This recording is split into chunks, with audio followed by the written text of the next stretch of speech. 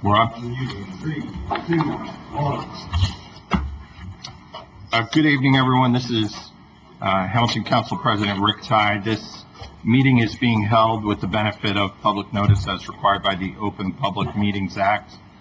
Madam Clerk, would you call the roll? Mr. Carabelli? Here. Ms. Phillips? Here. Mr. Whalen? Here. Mr. Papero? Here. Mr. Tye? Here. And if everyone would rise for a salute to the flag. Councilman Papero, would you lead us? Pledge allegiance To the flag of the United States of America and to the republic for which it stands, one nation, under God, indivisible, with liberty and justice for all. And if everyone would remain standing for the invocation. Dear God, please provide this council body with wisdom and compassion to make the best and appropriate decisions for the residents of Hamilton. Please bless the people of this township, country, and world, and continue to watch over those who are struggling with loss during the pandemic.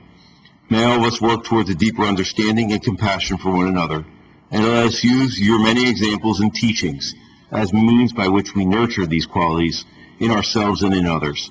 For you taught us so long ago, love your neighbor as you do yourself. In all these things we ask in your name. Amen. Amen. Thank you. And the township attorney has requested that we go into a brief executive session. I'll entertain a motion to go into executive session. Mr. President, I'll make a motion to go into executive session. Roll call, Madam Clerk. Mr. Carabelli? Yes. Ms. Phillips? Yes. Mr. Whalen? Yes. Mr. Papero? Yes. Mr. Tye? Yes. What time? 6:30. Okay, let's go in the next room.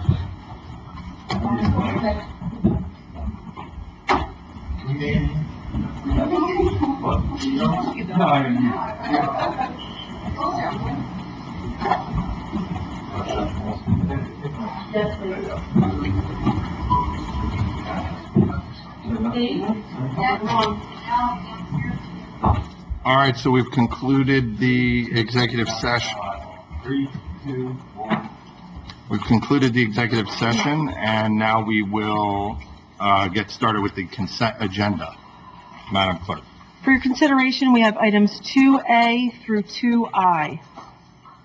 Any members of council wishing to comment on or ask questions regarding consent agenda items 2A through 2I? Councilman Carabelli. Just to I want to just mention one on. Hi, Will. It's Anthony Carabelli, Councilman Carabelli. For Resolution 2B, I need to abstain on that one. I sit on the board of Sunbury Little League, so I need to abstain on that resolution. And I just had a question on 2G. I think this is great. This is the bike race trail that connects, is the old, it's Conway, I think it was the Conrail Amboy, if I'm correct on that. It's a trail that's expands from Hamilton, Robbinsville, and East Windsor. The resolution talks about the this multi-use trail, and I was just curious: is it the 5 miles that we're considering today all in Hamilton, or does it overlap into the other Robbinsville, and is there an agreement with the other two municipalities? I mean, I think that everyone should be on board for it, but All 5 miles are located in Hamilton. Yeah, I think future trails, we're gonna connect with Robbinsville. with Robbinsville and East Windsor. Yes. Okay, I was just curious on that. Yeah, it'll connect to future trails in Robbinsville. I don't see anything about East Windsor.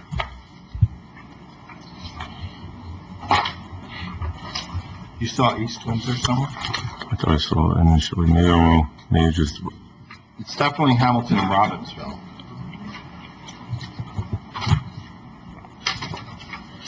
You don't see these ones? No, I think you're right. I think it's just Hamilton to Robbinsville.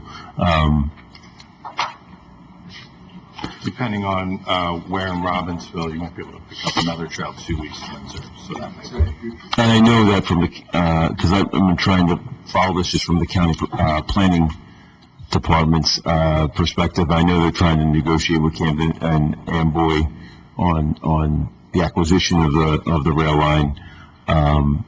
But it would be an asset to that community, and it's one I'm very familiar with, and you know, the reuse of rail lines is something that has been done in other states and other towns, and it's a really good use that would be, you know, some decision on the maintenance of the rail line would have to be decided between the municipalities. I know that's further along.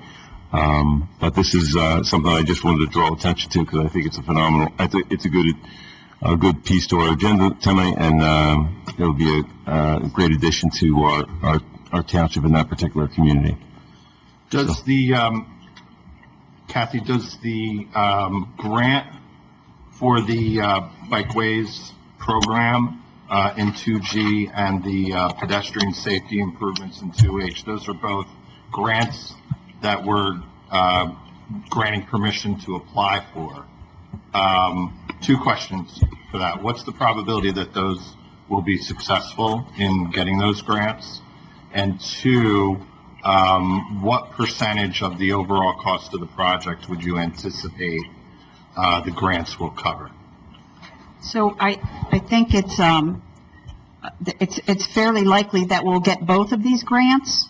And as you know, they're through the Department of Transportation. So, and it's my understanding that, you know, it lays out in each of the grant applications exactly what it's covering, and it's a good portion of the entire project.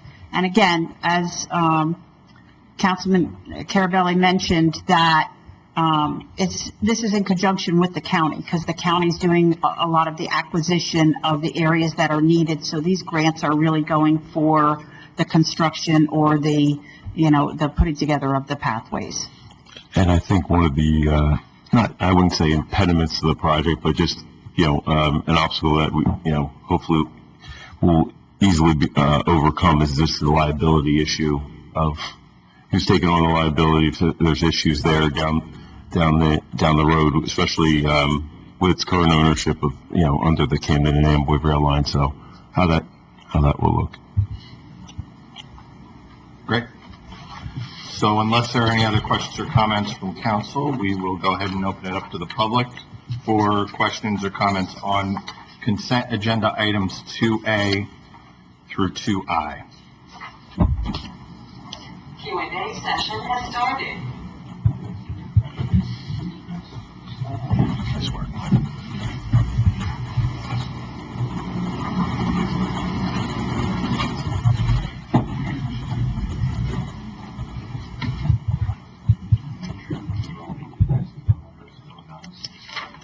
Gentleman at 0967, or lady.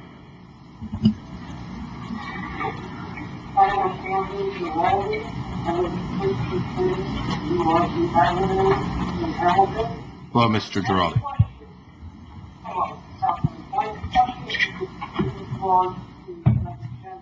Can we get, I'm sorry, Mr. Giraldi, I'm just going to interrupt you for 1 second. Is there any way to increase the volume on Mr. Giraldi?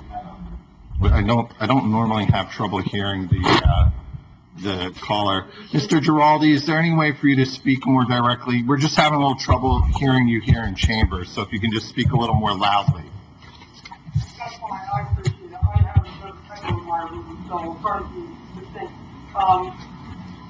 I have looked on the Council website prior to my council meeting for the agenda, and I was not able to find one for the council.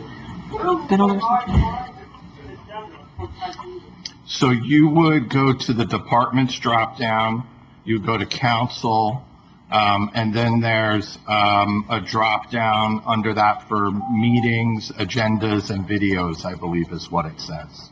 And if you click on that, I believe that's where the agendas are posted. Council President, it may even say previous years.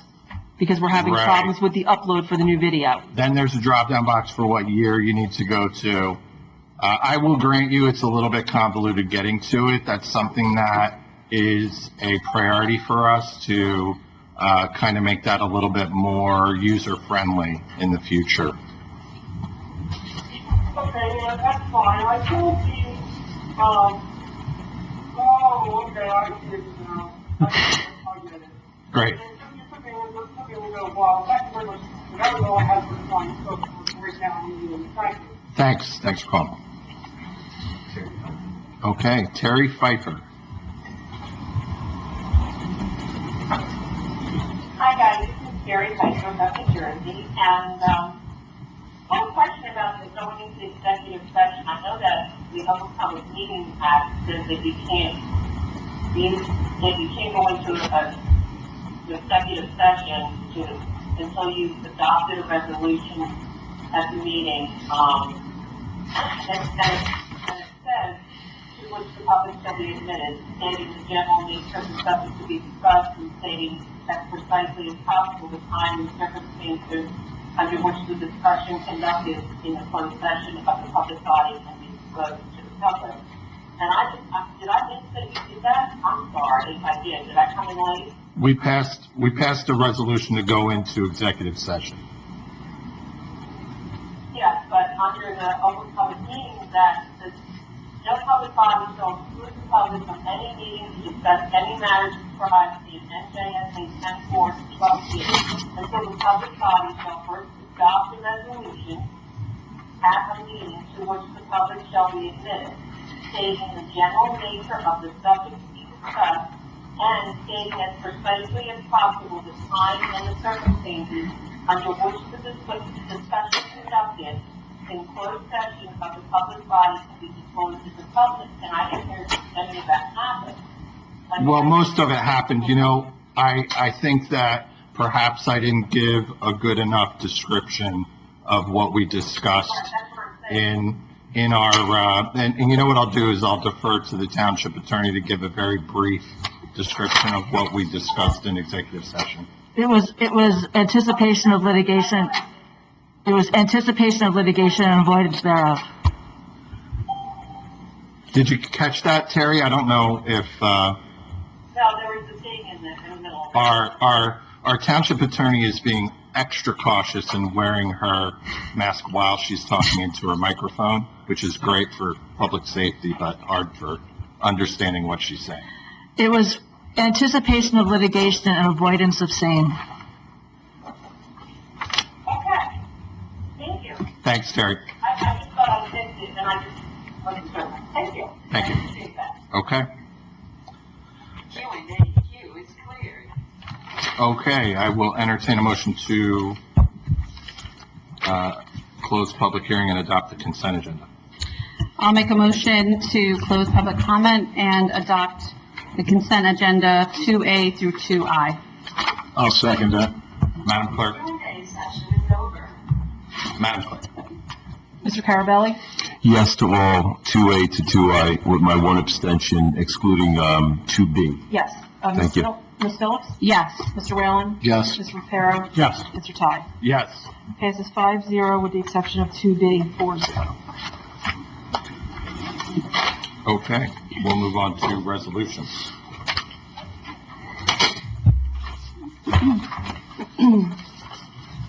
Resolution 3A, authorizing settlement agreement with Group Ventures Unlimited LLC for a cancellation fee related to the 2019 Oktoberfest invoice number 2036. So, I'm going to just double check with the township attorney. At my discretion, I could give a brief summary here. Yes, Council President. So this is the item that we went into executive session to discuss.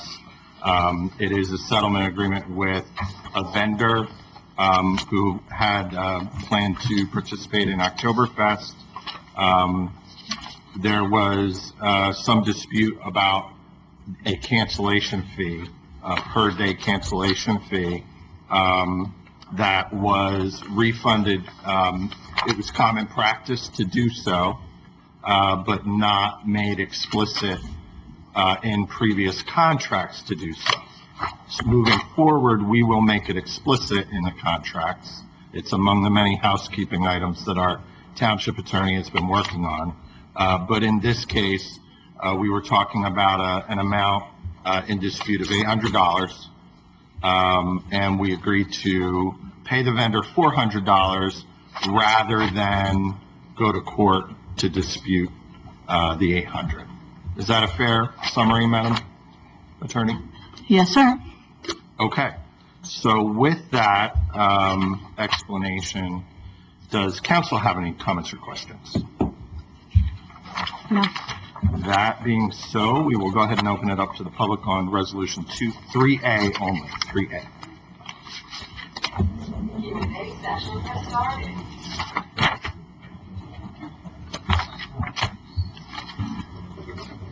Okay. The lines are open. Is anybody in the queue? Go ahead, Terry.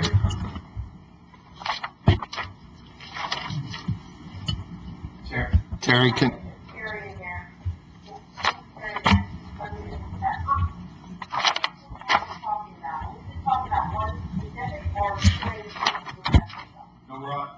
We're on 3A, Terry. We're past the consent agenda now, and we're on to the resolutions. Sure. Any other callers in the queue? Seeing none, I'll entertain a motion. Council President, I move that we close the public hearing, public comment on Resolution 3 and move Resolution 3A. I'll second that motion.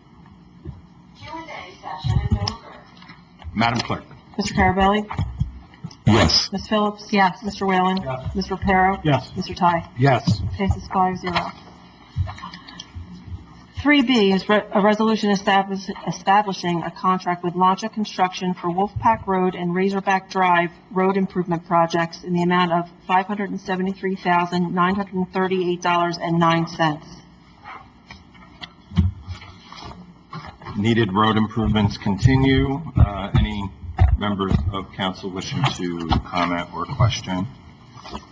Seeing none, well, let's open it up to the public for Resolution 3B. Q&A session has started.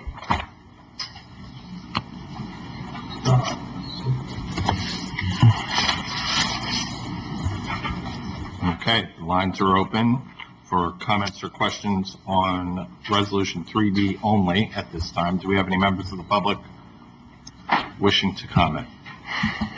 Okay, I'm going to give just a moment, give everybody a chance to hit *6 if they wish to comment on this one.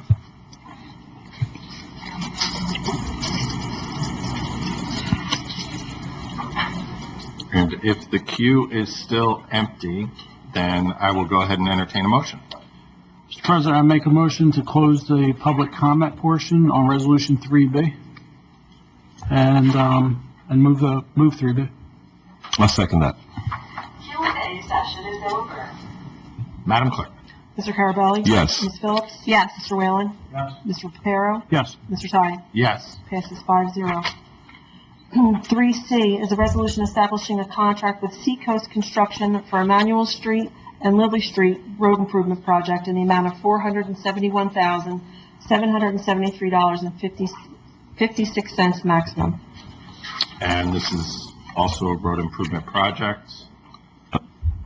I like the fact that both of these came in below the engineering projections considerably, so good to know. Nice work, township employees. So if there's no comment from council, we can go ahead, no additional comment from council, we can go ahead and open it up to the public. Q&A session has started.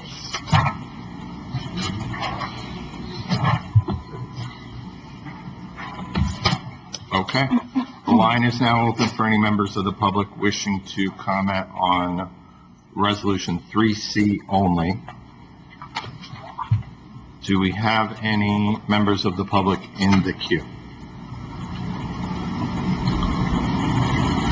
Seeing none, I'll entertain a motion. Council President, I'll make a motion to close the public comment portion and move on, move Resolution 3C. I second the motion. Q&A session is over. Madam Clerk? Mr. Carabelli? Yes. Ms. Phillips? Yes. Mr. Whalen? Yes. Mr. Reparo? Yes. Mr. Ty? Yes. Passes 5-0. 3D, resolution authorizing the execution of a community service agreement between the Township of Hamilton and Robert Wood Johnson University Hospital at Hamilton Incorporated.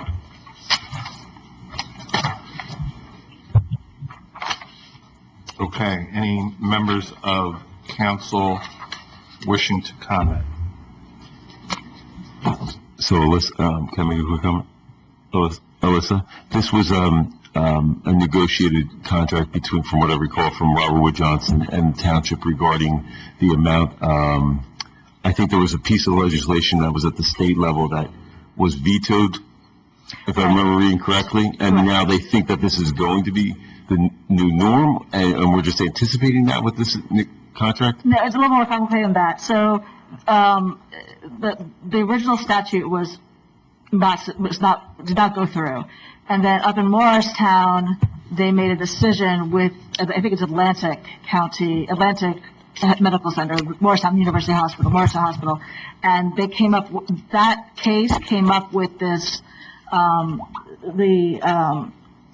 it's 250 times the number of beds times 365 days.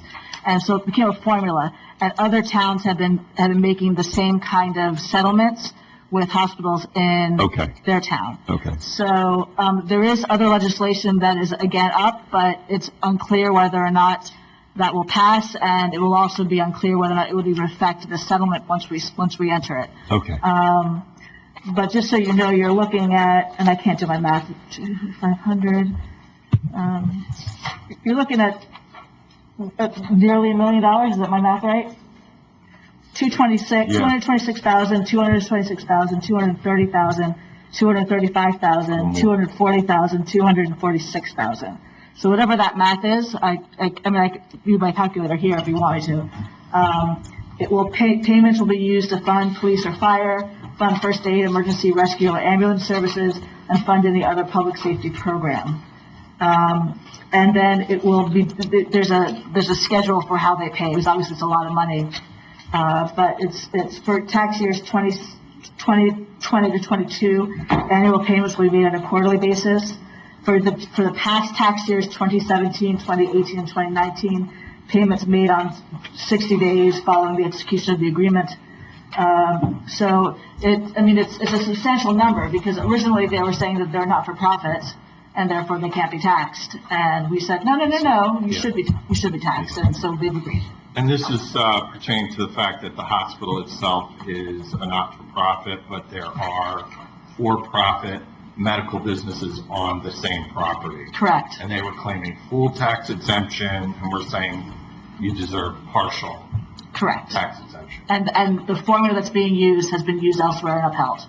And this is similar to the arrangement that Princeton has with the university? I don't know the specific details of that. I mean, I'm sure that's a more substantial. So, no, it wasn't based on any formula like this is, and this is really based on beds, correct? Yes. And so, which is typical in a medical or hospital type endeavor. So it was quite a bit different for talking with the university, but the concept was the same. They had some for-profit entities going on the nonprofit school campus, and so that was the issue there. And they did come to a settlement outside of any formula, so. That's roughly 1.4 million. Thank you. Thank you for doing the math. If the like Councilman Carabelli stated, if the legislature was to approve of the statute of this, right, and that fee was more than 2%, or if it was less than 2%, would the 2% payment that we agreed upon from 17 to 22 still stand, or would we have to amend it? You know what I'm saying?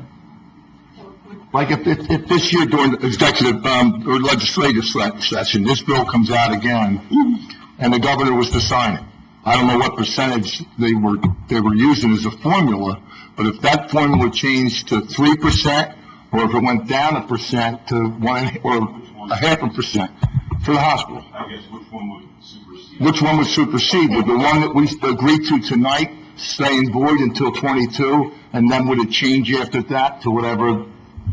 We'd probably have to comply with state law. That's Well, it also depends on exactly how the statute is passed. So, we are entering an agreement now which is binding. It's a Right. contract. And so the question is, and they will likely allow that in certain ways to continue unless there might be, and I don't know ultimately how it's going to work out, if there's a provision that says municipalities and hospitals who have entered agreements prior to the passing of the statute can therefore do the following instead or something, but it does, a contract is a contract, it right, doesn't. okay. That's good, thank you. So we'll get a lump sum payment Yes, as a result of this for 3 years' worth, and then we'll get payouts quarterly, starting with the present yes. time. Okay.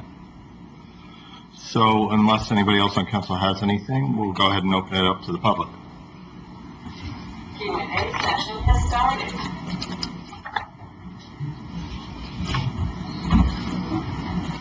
All right, the line is open for public comment on Resolution 3D.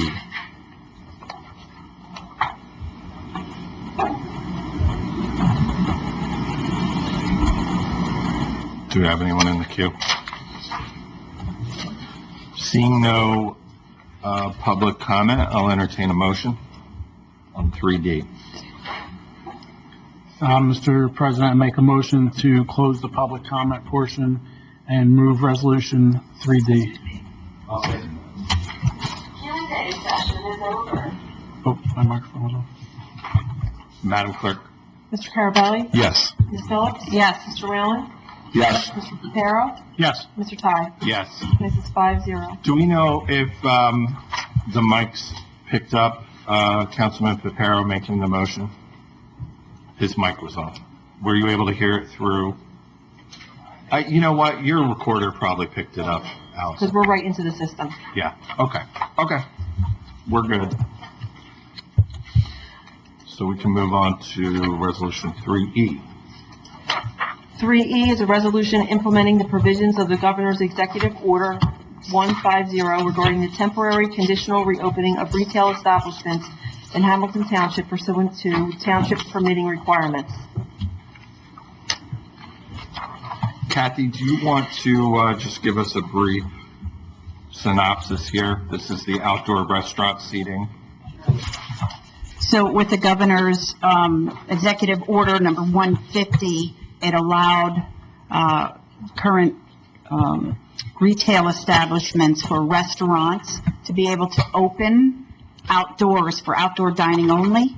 So between our Community and Economic Development Department and our Department of Health, we put together a packet of materials for people that wanted to do that, because we don't have an ordinance that allows outdoor dining for everyone. So we wanted to make sure they were going through a process, because this will be new for many of the restaurants. There are a few limited pre-existing outdoor dining establishments that we have that have permission, but we also wanted them to go through a process. If they were going to expand their outdoor area, we wanted them to go through the same process as somebody who was doing it new. And if they were just going to use their existing approved area, we still wanted them to get the directives from the Department of Health. And our health department here worked up a very comprehensive list, if you will, of things that they should be doing during this time, because it's not just business as usual. They can't just open as business as usual because things are different. So between the two departments and administration, we put together an application which we put online, and on our website, that is a fillable document, so any restaurant can even just do that online. If they need to upload things, they can attach to it, say a drawing of their outdoor area, which is required. And then they have to also sign an acknowledgement that says, we got the health department directives, and we're agreeing to adhere to those. So between, again, us, going out and handing out, Community and Economic Development went out and handed out a lot of applications, knowing that restaurants were anxious to get started, and taking the directive the mayor had fully supported, saying we want to do what we can to remove any impediments that restaurants might have and not be able to open during this time. So we had a lot that did go through the process and get approved. Some are still doing that. Many have opened already, and we've gotten feedback that it started, off well anyway. So it's really a comprehensive process, and I think we were ahead of the game, and compared to some other municipalities that may not have as much invested in that to make sure that we're doing this safely, and we're still helping the businesses to be able to get back on their feet. Yeah, that's great. I mean, I know we want to do everything we can to help our businesses safely resume operations to the extent that they are able. So if anyone else on council wishes to comment, Councilwoman Phillips. Thank you, Council President. I just had a couple of quick questions, Kathy. Just because they went through so much to do this, is there a certificate or anything on display for customers to know that they have been approved by the township? No, that's a really good question, but we have the documentation here. So, and we're making regular visits out there to, not just the restaurants that we know that made application, but others that may not know that they have to put an application in, and we don't want them to just kind of open up. Yeah. So we don't really have that. We did put a release and some information on our website that announced to the public that we were doing this process. And we even listed the restaurants that had already gone through the approval process. So we'll update that on a regular basis. So if any resident has a question about that, they can go to the website and see if that restaurant got approved to do this. Okay. And then in E, it says landscaping of the perimeter seating will not be required, but may be proposed by the applicant. Was there any consideration with proximity to busy roads, such as like Route 33? I know there's some restaurants on 33 that might be of concern. Yep. If someone were to veer off, how close, were there any proximity rules for that? So they didn't require landscaping, but they did require buffers. So particularly if they're set up even near their own parking lot, we didn't want any problems with any vehicular traffic that would get anywhere near where the outdoor seating is. So they put requirements to have, some type of buffer, whether it's a cement buffer, and some are using those big barrels filled with water or liquid, so that it's providing the safety for that. And that was obviously done through our Community and Economic Development when they helped them determine where the placement would be for their outside dining. Thank you, and I really want to commend the Community and Economic Development and the Health Department and Kat. This has been a phenomenal venture, and I know you guys have put a lot of work into it. I do have one more question. Sure. When we get back to normal, we'll say, will these businesses, because of this resolution, continue to have outdoor seating? No. Now, and you'll see that there's a time limit on the approval of this, and it coincides with the governor's executive order. So we wanted to make sure we were doing that. However, I do think that, the Community and Economic Development wants to take a look at possibly revising or amending our ordinances to allow something like that. And so we're not sure what that looks like yet, but that may come to you later on in the year once we've gone through this experience, and they'd have some recommendations on that. Okay. Thank you very much. Sure. And I think what came out of Trenton, Councilwoman Phillips, is November, if I'm not mistaken. Okay. for now. Yes, yes. I just think it's a great opportunity for restaurants, you know, once we're through it, if that works out, it's another way to expand their business. Okay. Yes. I just wanted to, this is Councilman Carabelli, I just want to compliment Fred and his team. I know I called him many times, he was out already setting things up, in anticipation of this, legislation, or executive order with the, restaurateurs in our town. We have some fabulous restaurants, and, I also like the fact that, I think this wasn't mentioned, it's also very business friendly, it's expedited process, waiving filing fees, no maintenance engineering, inspection fees are part of this, so that's what I really like and can appreciate it, and because a lot of these restaurants obviously have struggled during this time period, so this is great. Overall, great team effort by the entire administration. So thank you for moving so quickly on that. Unless anybody else has comment, then we'll open it up to the public. Q&A session has started.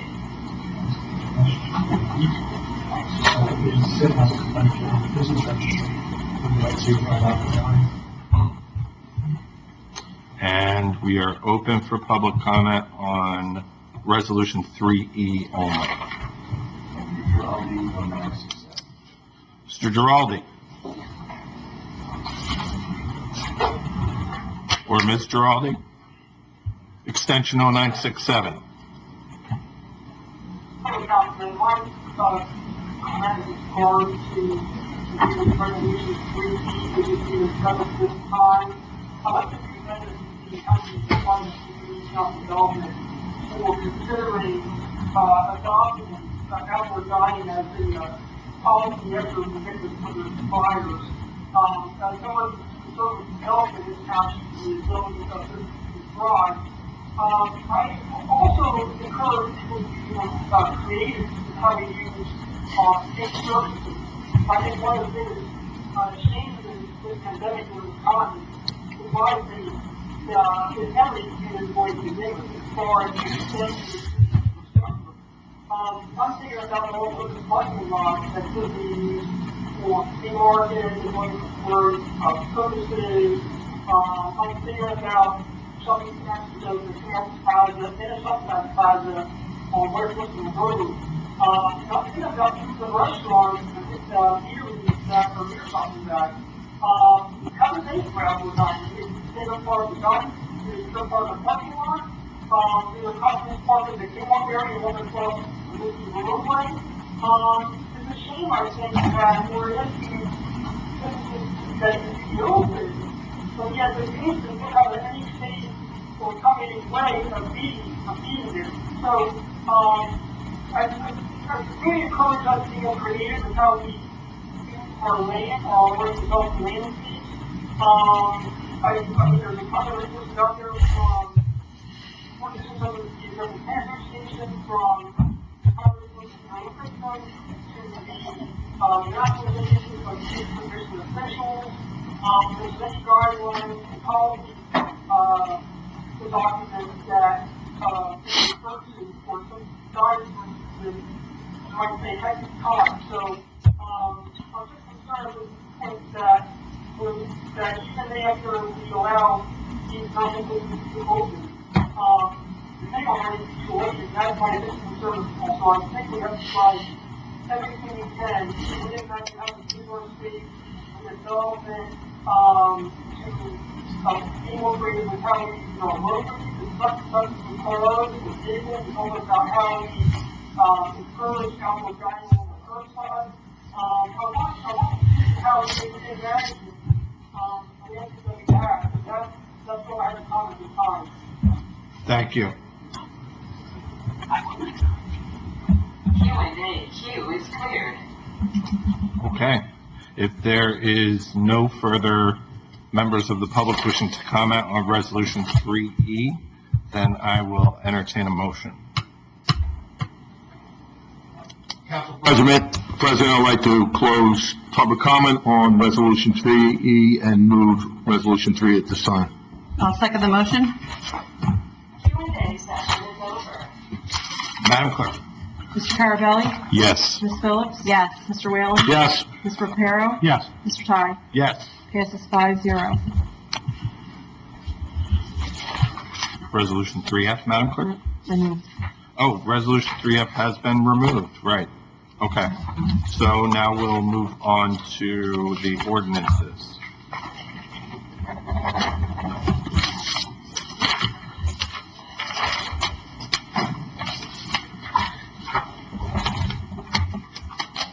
For your consideration, ordinance 4A 20-031, ordinance to extend the the municipal budget appropriation limits and to establish a cap bank pursuant to New Jersey State Statute 40A:4-45.14. This is second reading and public hearing.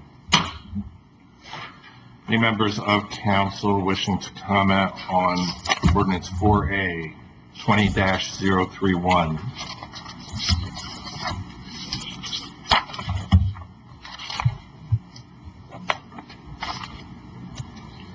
Seeing no members of council wishing to comment. Kathy, do you want to just give us a quick?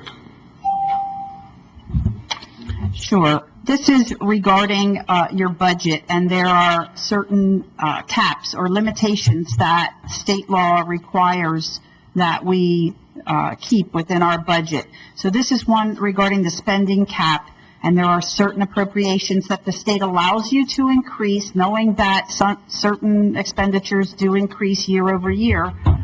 They allow you to go to 2.5% over the prior year's appropriation. This ordinance allows you to exceed that, should you need to, for this year an additional 1%. So it will allow you to increase your spending cap in total about 3.5% over what last year's appropriations were. So in many cases, the municipality does not need that cap for their current year's budget, and that's the case for us. However, by doing this ordinance, it allows you to bank that amount. So if you run into a cap problem in future years and you needed some excess over that, those cap bank restrictions, then you could use that cap. But you have to use it within 2 years after, so you can't bank it forever. It banks it for 2 years and allows you to use it should you need it. And the state requires you to do the ordinance if you are going to bank that cap. And it's been pro forma for us in the past. It's something that we've done on an annual basis. Yes. In conjunction with our budget, to give us the flexibility in case we need to make use of it. Right. Better to have it and not need it than to need it and not have it. Any comments from council? Seeing none, we will go ahead and open it up to members of the public on ordinance 20-031.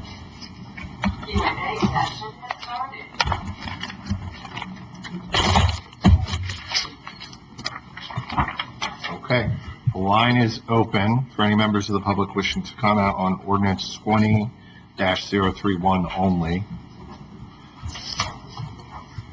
Do we have any members of the public in the queue?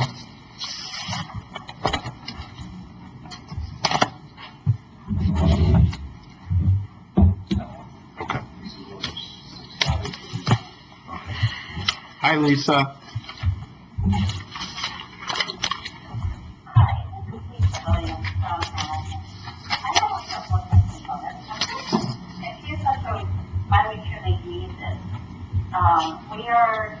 The first paragraph talks about raising the budget 3.5% instead of the 2.5% that is allowed by statute. Yet the mayor's press release talks about how our budget is $500,000 less than last year. And we're raising taxes to fund a budget. So are we raising property taxes for residents in 2020 just to put the cash into a bank? That's my question on paragraph 1. No. My question on paragraph 4 is what expenditures to the $910,000 funding, given that the intro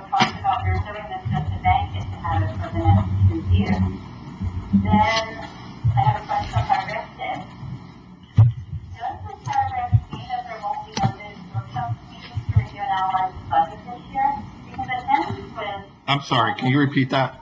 Lisa, can you repeat that question? Paragraph 6. Yeah, your question regarding paragraph 6. Okay, does it mean that there will not be budget workshop meetings to review and analyze the budget? And the reason I ask that is that the last, after the last comma, second last comma, in paragraph 6, that starts with now therefore be it ordained, it ends with, and that the current year 2020 municipal budget, Hamilton Township, be approved and adopted in accordance with this ordinance. So, you're not also approving a budget with this ordinance, are you? So here, I'm going to go through. The answer to 1 is no. The answer to paragraph 4 is it's not actually allocated for any purpose. It's just allowing us to increase the budget by that amount if the need were to arise this year or in the next 2 years. Regarding number 3, we will have budget hearings. I'll announce those dates at the end of the meeting. We're going to have our workshops. They may already be posted on the website. I'm not actually sure if they're posted yet. Okay, I don't completely understand the answer, and I don't understand paragraph 1, and maybe our business administrator could explain it, because as much as getting a CPI is very low this year, might even be 0, so not sure why we need to increase the budget beyond that, just to cap it. Okay, I'll defer to the business administrator to answer that. Okay, so this doesn't actually increase the budget at all, right? So you'll see towards the end of the meeting, when we introduce the budget, it's an amount that we put together for a balanced budget.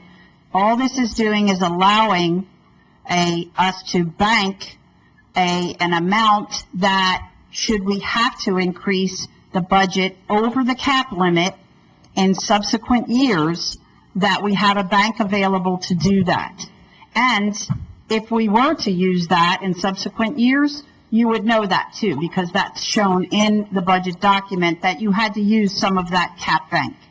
In reality, most places, or a lot of municipalities, I don't want to generalize, but don't ever use their cap bank because they don't need to. So when you talk, and we'll talk about it when we introduce the budget, but this year's budget is less than last year's budget. But I have to say, without trying to make it too complicated, the cap bank is based on the allowable expenses that are under cap. So not all of the appropriations in our budget are limited to that cap increase. There are some that are under the spending cap, and those are the ones that we are limited to that cap increase.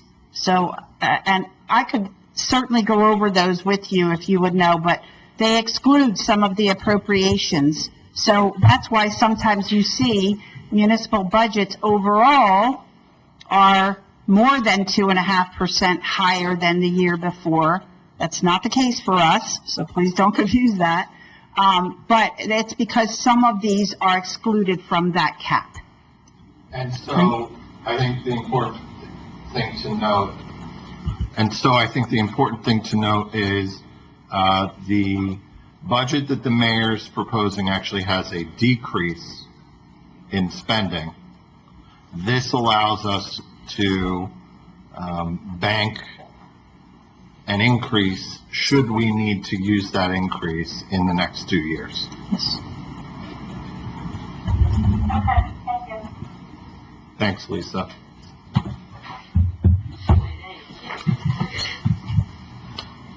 Seeing no other members of the public wishing to comment, I'll entertain a motion. Council President, I'll make a motion on second reading and adoption of ordinance 20-031. I'll second that, Council President. Q&A session is over. Madam Clerk? Mr. Carabelli? Yes. Ms. Phillips? Yes. Mr. Whalen? Yes. Mr. Reparo? Yes. Mr. Todd? Yes. Passes 5-0.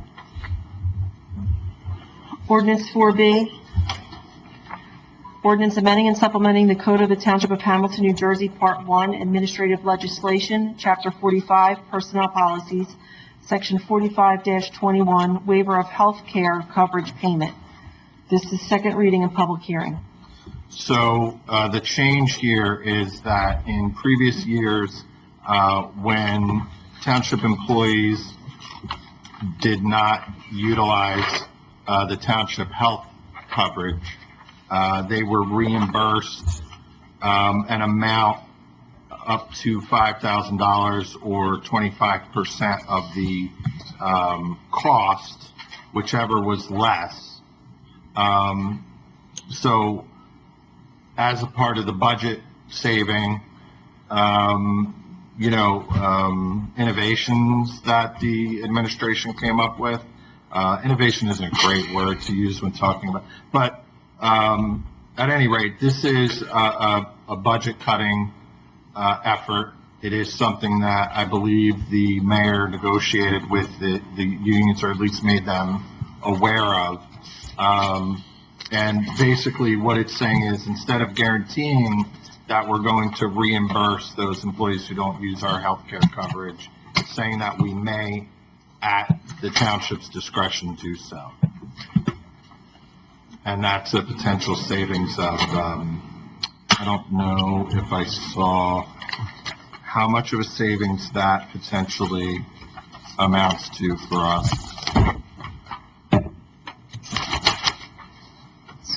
But a potentially substantial savings. Right. So with that, any comment from council? Councilman Whalen.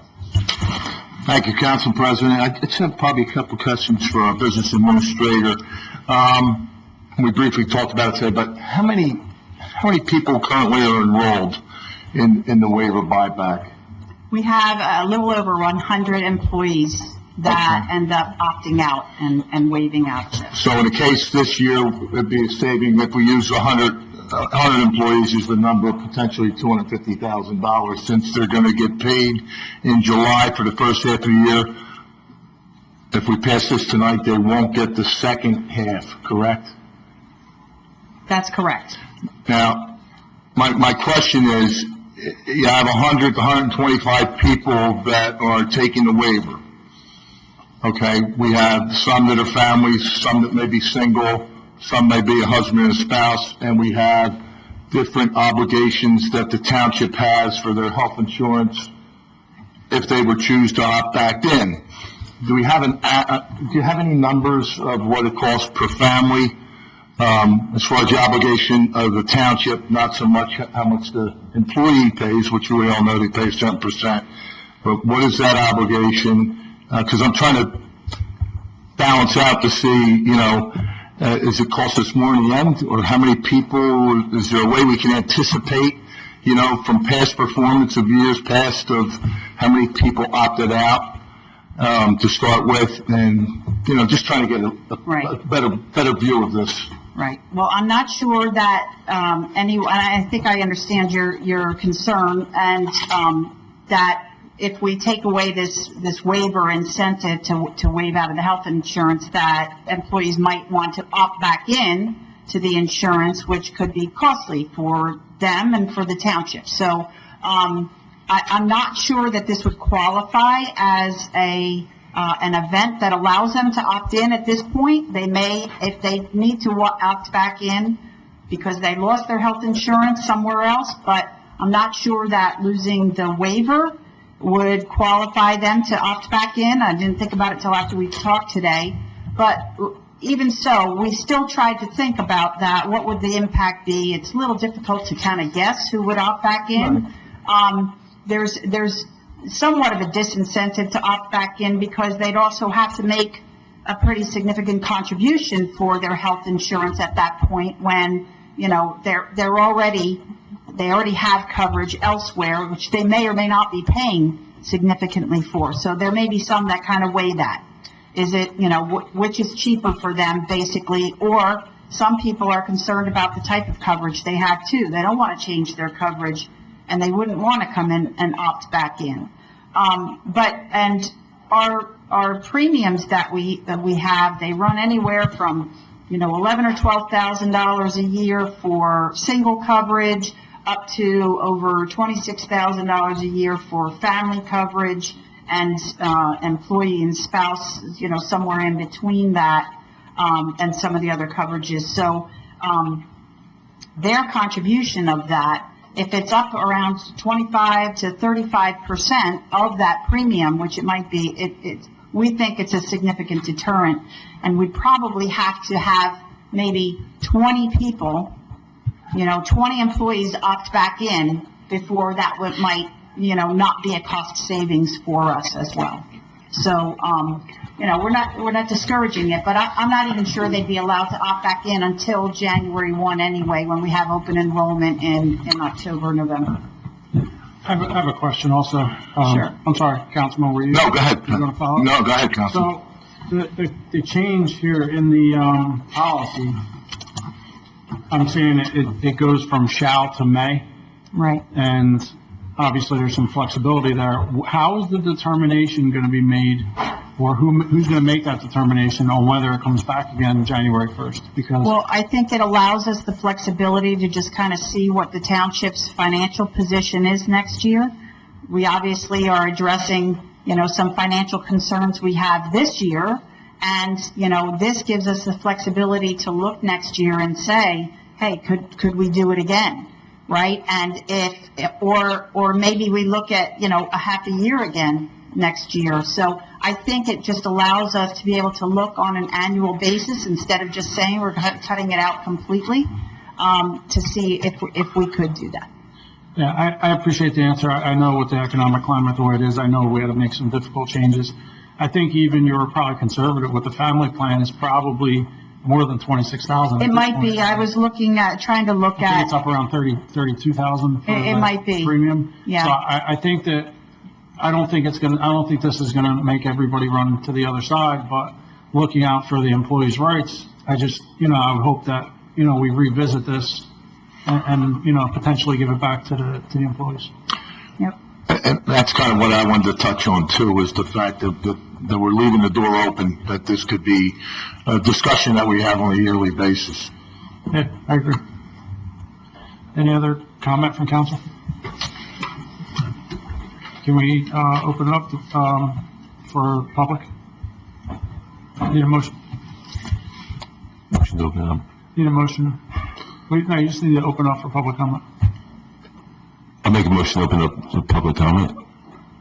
I'll second that. No, ma'am. No.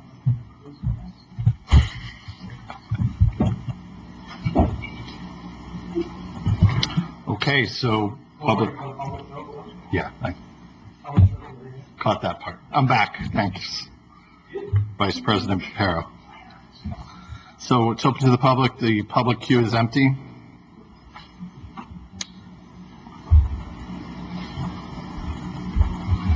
Okay, seeing no members of the public wishing to comment, I'll entertain a motion on, Council President, I'll close, ordinance number 20-032, the public comment portion, and move to adopt on second reading 20-032. Second the motion. Madam Clerk. Hold on one moment, Madam Clerk. Mr. Carabelli? Yes. Ms. Phillips? Yes. Mr. Whalen? Yes. Mr. Reparo? Yes. Mr. Ty? Yes. Passes 5-0. Ordinance 4C 20-033 is an ordinance of the Township of Hamilton and the County of Mercer, New Jersey, reappropriating $4,578,000 of proceeds of obligations not needed for their original purposes. This is first reading and introduction. Now, these are all capital funds. These are all capital funds, and we once again have our former now interim CFO to thank for uncovering all these funds that we can repurpose. So once again, a great job by our former and possibly still future CFO. But this is repurposing capital funds. Do any members of council have any questions or comments? Seeing none, we will go ahead and open it up to the public. First reading. Oh, it's first reading. First reading. Excuse me. We're on first reading, so I'll entertain a motion. I'll make a motion on first reading of ordinance 20-033. I'll second it. Madam Clerk? Mr. Carabelli? Yes. Ms. Phillips? Yes. Mr. Whalen? Yes. Mr. Reparo? Yes. Mr. Ty? Yes. Passes 5-0.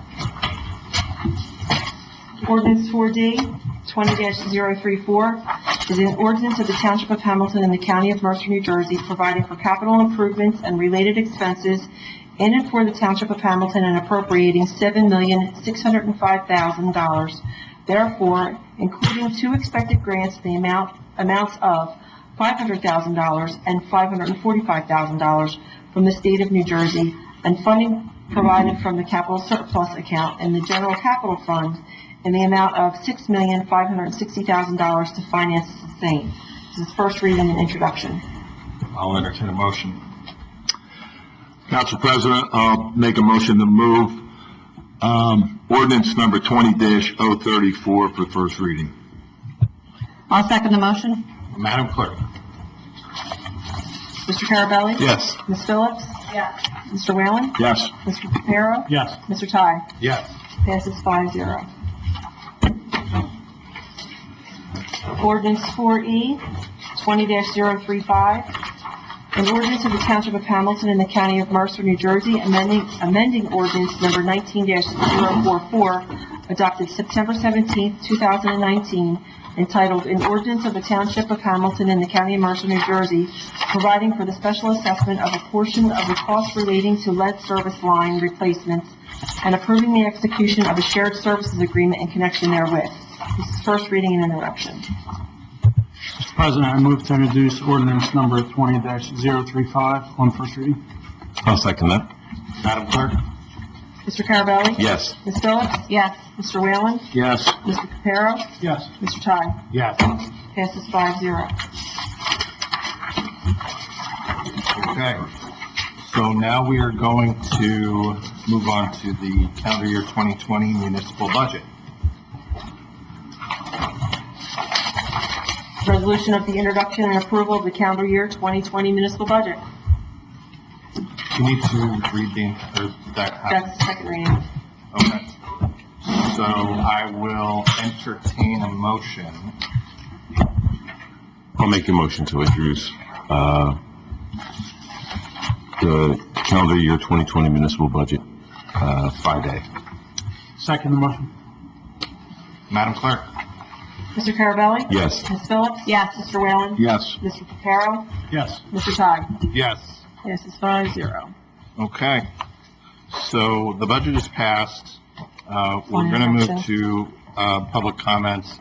Does anybody have the dates for have they been posted to the township website I yet? wanted to clarify as far as the change, and then they will be put up first thing tomorrow morning. Okay. Do you need the dates? I'd like to announce them if you don't mind. I will do it for me. So we're going to start the budget workshops. We're going to be doing them remotely. Thanks. We're going to start Wednesday. Tomorrow. We're going to start tomorrow with the mayor and the police budget. On the 18th, we're going to be doing Department of Public Works. On the 22nd, the Department of Law and the courts. Then on the 24th, which is next Wednesday, we're going to be doing the Department of Health, Recreation, Seniors and Veteran Services. And then on June 30th, we're going to be doing Water Pollution Control and the Clerk's Office. And so that is the schedule. It will be posted on the township. You'll be able to use our regular call-in information to listen in. There's no public comment, as is always the case with workshops, but there will be public comment tonight. We welcome your comments at this time, and we'll go ahead and open it up to the public.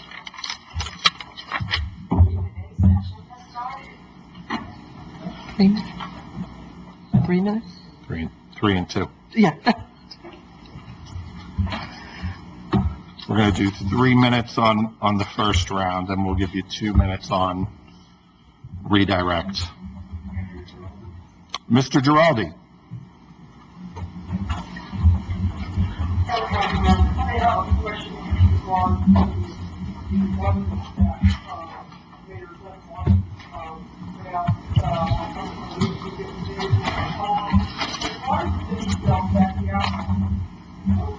what's the timetable for closing this budget gap that they're giving the county? What's the timetable for what? For closing the hole in the budget? The timetable for closing the hole in the budget, it's hard to predict because, events with the health emergency have made things so unpredictable. So it's really hard to say, as soon as possible, obviously. We're hopeful that next year we'll be back to, something more closely resembling business as normal. I don't understand this. I feel like the documents that you need, the things that everyone is getting,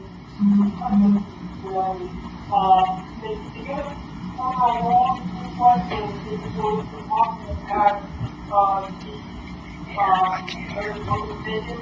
I just want to get an idea for what is like something like there, or like something like there. I don't know how to say Can you, I'm sorry, go ahead. I just didn't know, like, foreign sponsors, what's like a personality? Is another way there as far as what is the whole budget? That's another way there, what's the driver now? Our business administrator has an answer. So, I appreciate, Mr. Giraldi, you calling in and talking about the budget, and happy that you saw the budget message. This was a very challenging budget to put together this year, for a lot of reasons. And the budget hole that you talked about was the first challenge that we had, because we've had that since day one, since the beginning of this year. So our hope is that that budget hole will be filled and repaired with this budget year. Now, when you talk about going forward, however, we haven't done any projections for the future. Like sometimes in past budget years, we'll look at projecting out a few years, but because we think that that's such an unknown at this point, we didn't want to put projections out there that really don't give you an accurate measure of what might happen. So we addressed the budget hole in this year, and we made reductions in costs and expenses to address the loss of revenue that we had because of COVID. So, we think that we've put us in a much better financial position for next year. But again, because we don't know how the rest of the year is going to go and what we're going to face next year, we can't guarantee that we're going to be completely on strong standing for next year. So we just want to be, reflective on that and make sure that we're monitoring it throughout the year. Sorry, I don't understand where you're coming from. Why is this doctor or this council in the name of this matter? We're trying to get better traffic going here and go back throughout the country. Okay. Did you have another specific question, or? I think the biggest challenge for me at this time is, I guess, it's all going forward. Where is this, I guess, really, COVID take? Obviously, right now, the first time, I haven't been hearing them because of like different plans. And now we've got the argument that, it's been about 9 years ago, maybe that also was approved, and I wasn't seeing I'm sorry, Mr. Girardi, your time's up, but what was approved 9 years ago? The, 2011 HIPAA plan, for Hamilton. The HIPAA plan for what? Oh, the master plan, yeah. And every 10 years, we do need to revisit that. That is true. We are planning to do that. Okay, I guess my next question, Your time's up. You can come back for 2 more minutes, Mr. Girardi, after we get everybody else a first crack at asking a question.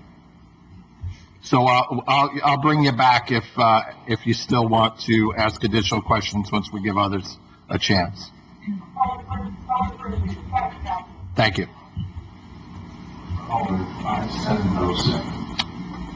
All right, caller on 5707. You're up. Good, thank you.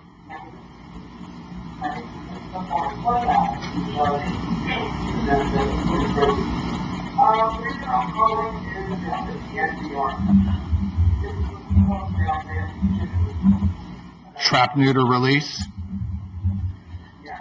Okay.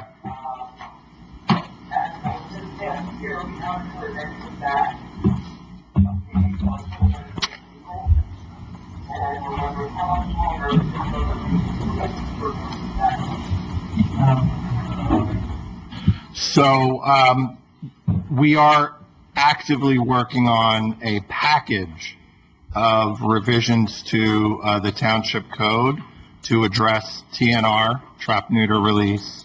Our township attorney is doing an extremely thorough job. There's a lot that she's uncovered that needed to be updated. I don't know what you're gesturing. What do you? There's multiple ordinances we have to rewrite. There are a lot of ordinances that need to be rewritten. That's what I was saying, and we're going to be doing it piecemeal. We're going to be introducing a series of ordinances over a period of time this year. I do expect that we are going to be getting this done this year, and so it's coming. We're working on it.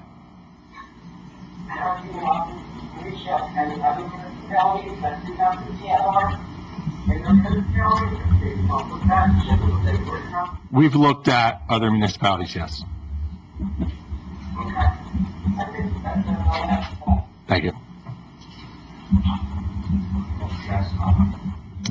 Miss Galanick. Yes, President, Glad to have you back in attendance. energy broker that said we want to change my electric. The Hamilton Township thing with Constellation has ended and we're not going to continue it? No, that's not correct. I know that there have been solicitations going out. I don't know the time frame on when that ends. September. So we're still with Constellation then? Yeah, nothing's changed. I've received some solicitations as well. They're somewhat misleading, frankly. Be wary of those solicitations. So just stick with what's going on, we still have Constellation with the township? We still have Constellation. We're not changing anything at this time.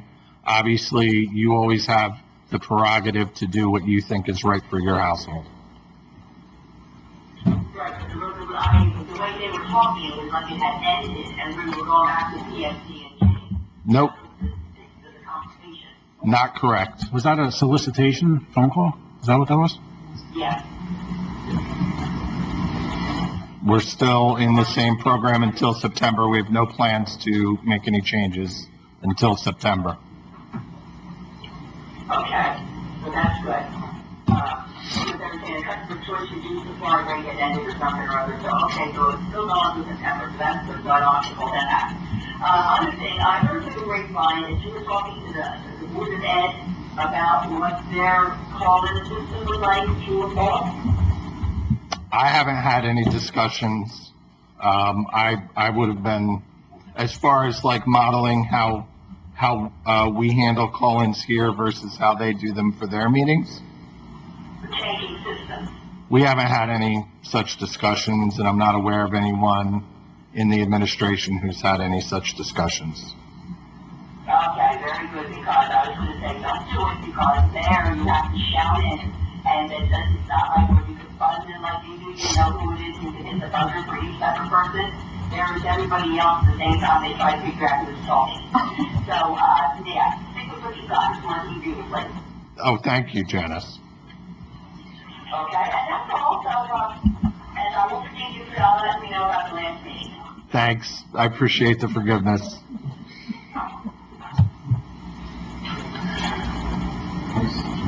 Motion 5317. Janet Mosner, 5317.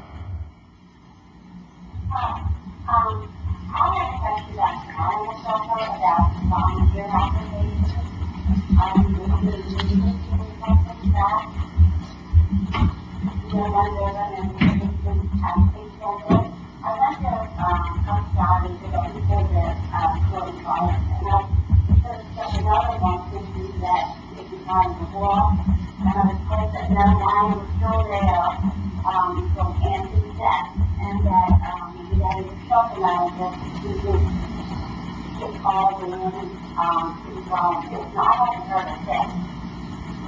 Would that be sitting on an ACO's desk? Would that be correct information? Would a volunteer application be sitting on an ACO's desk? We have a shelter manager to handle that.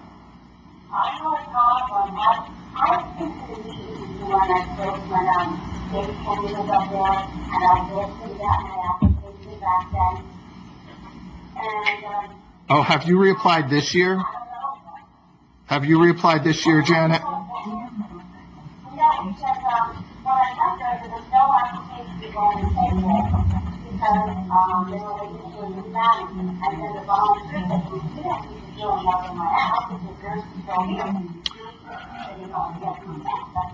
So, Janet, just to give you a little update, we now have a shelter manager in place. That shelter manager has implemented a new volunteer application system. What I would recommend you do is, can she stop by, and go into the, the building's still not open to the public, but you can go online and fill out the application online. Okay. Thank you, Jim. Yes, sure. I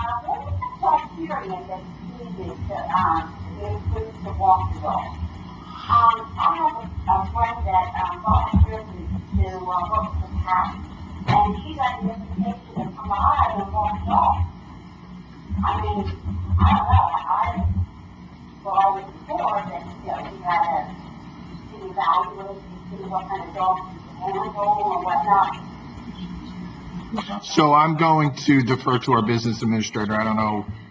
So we've only brought back a limited number of volunteers as we're kind of phasing in because we're still not open to the public, but we know that the dogs in particular need to get some exercise. So our walkers have been coming in. And so as we start going through the phases in the future to open again, I'm sure we'll be bringing back a full contingent of volunteers. So, and if you go through the process, yeah. I just meant if you, I don't know the status of your application off the top of my head, so I think it's good advice to go to the website and fill out another one, and the shelter manager is taking all of those.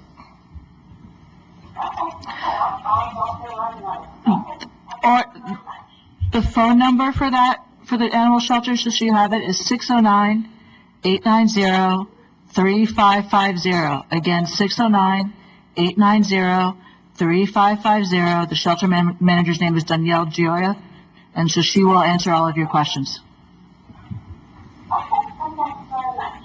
Thank you, Janet.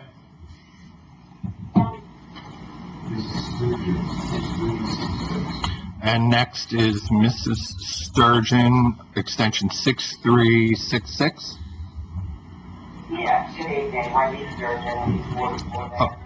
Oh, hi, Wendy. Hi, how are you tonight? Good, thank you. Great.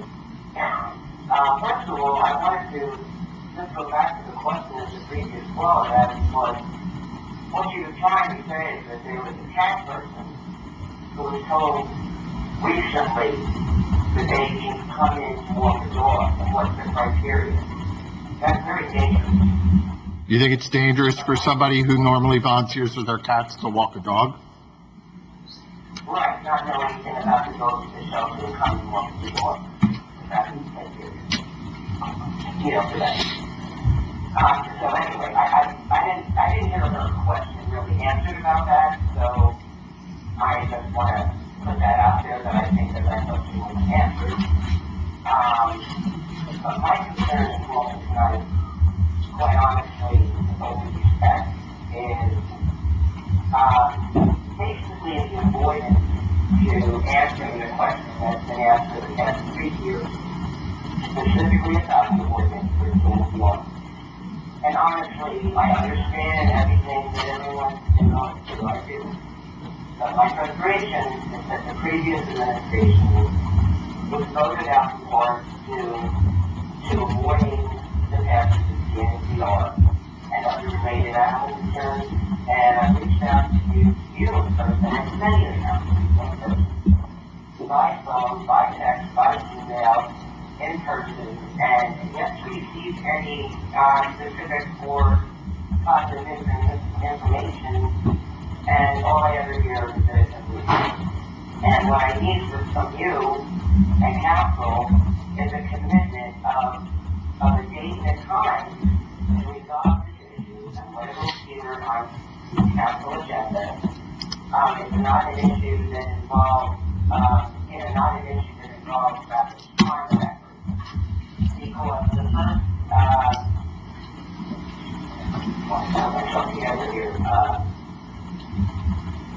after everything happens, I understand.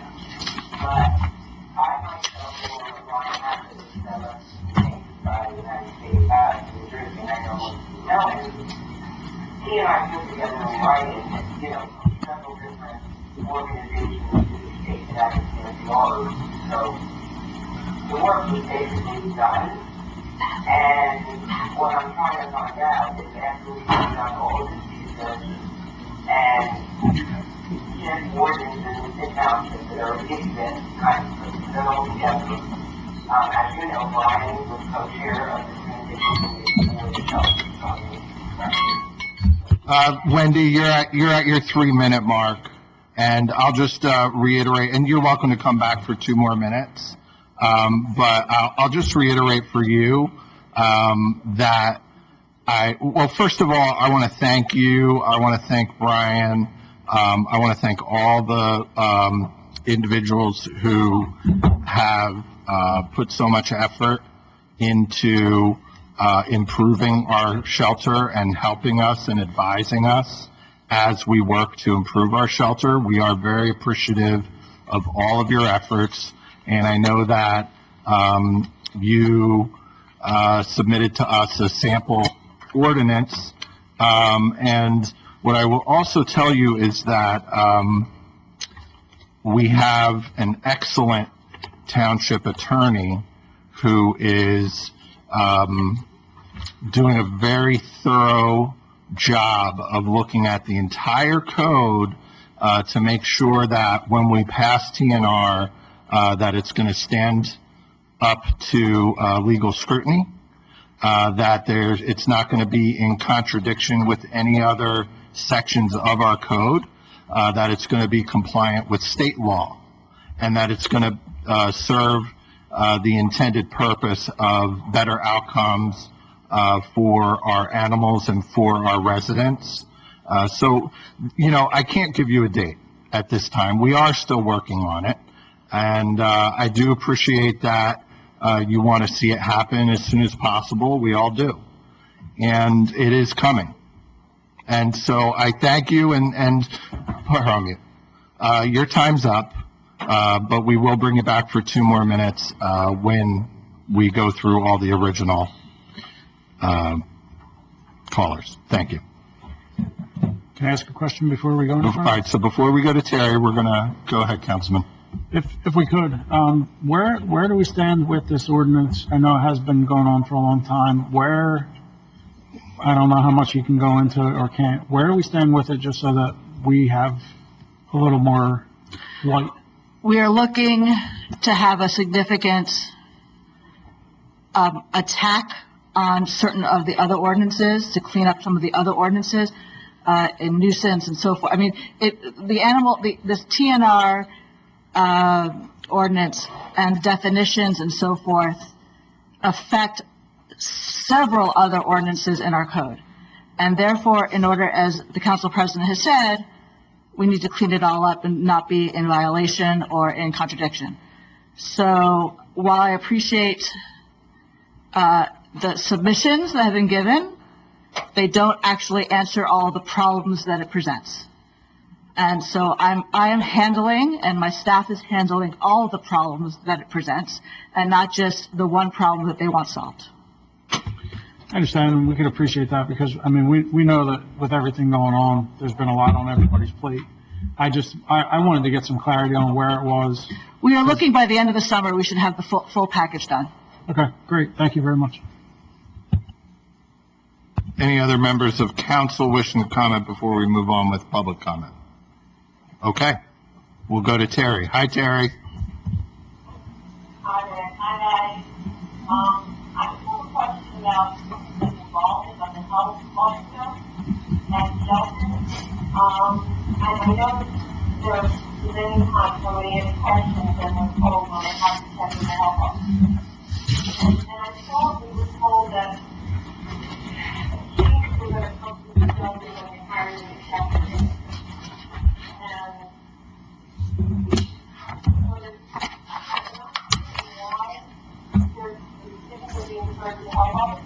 And lots of why the health officer is so involved at the shelter. The health officer should only be involved at the shelter in regards to maybe control and the annual inspection.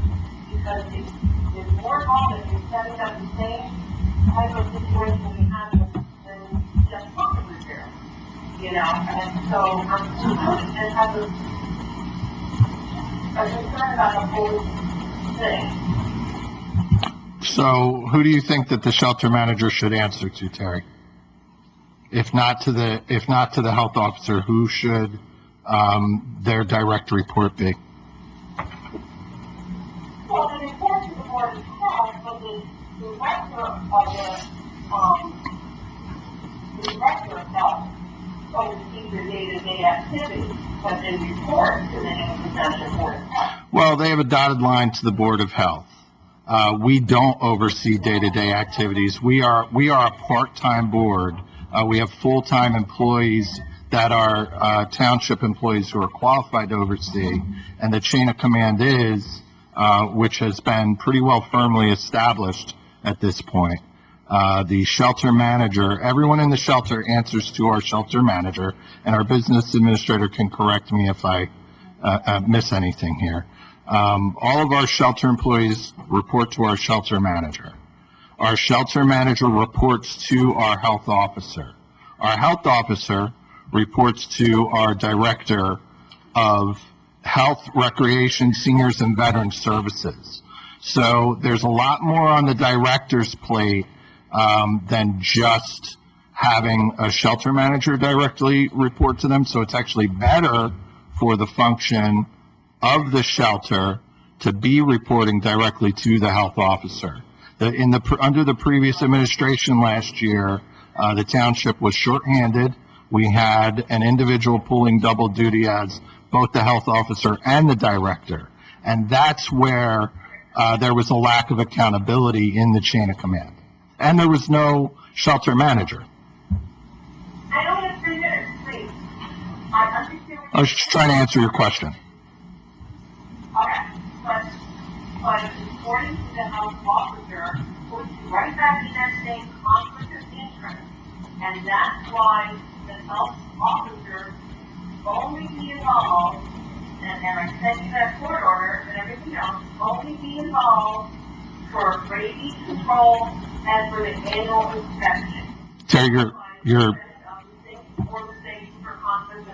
you're incorrect. There's no conflict of interest in having the health officer oversee the shelter manager and the shelter. There's no conflict of interest there. Okay, there is, but okay. Explain the conflict of interest. Okay, they're inspecting what they're overseeing. Okay? That's the point of a manager, to inspect and manage. So I don't see the conflict. They inspected and given themselves satisfactory. Some people didn't have that and given themselves satisfactory on. You know that, we discussed that prior to inspection. Terry, I talked a lot, so I'm going to give you 30 more seconds. Well, so there's where your conflict is. Okay. I'll give you 2 more minutes if you want to come back later. Okay, bye. Thank you. Alright, so that's all we can listen, we can go back up to the All right, Mr. Giraldi, if you want to come back on the line at this time, we will unmute your telephone. Well, Councilman, I appreciate that.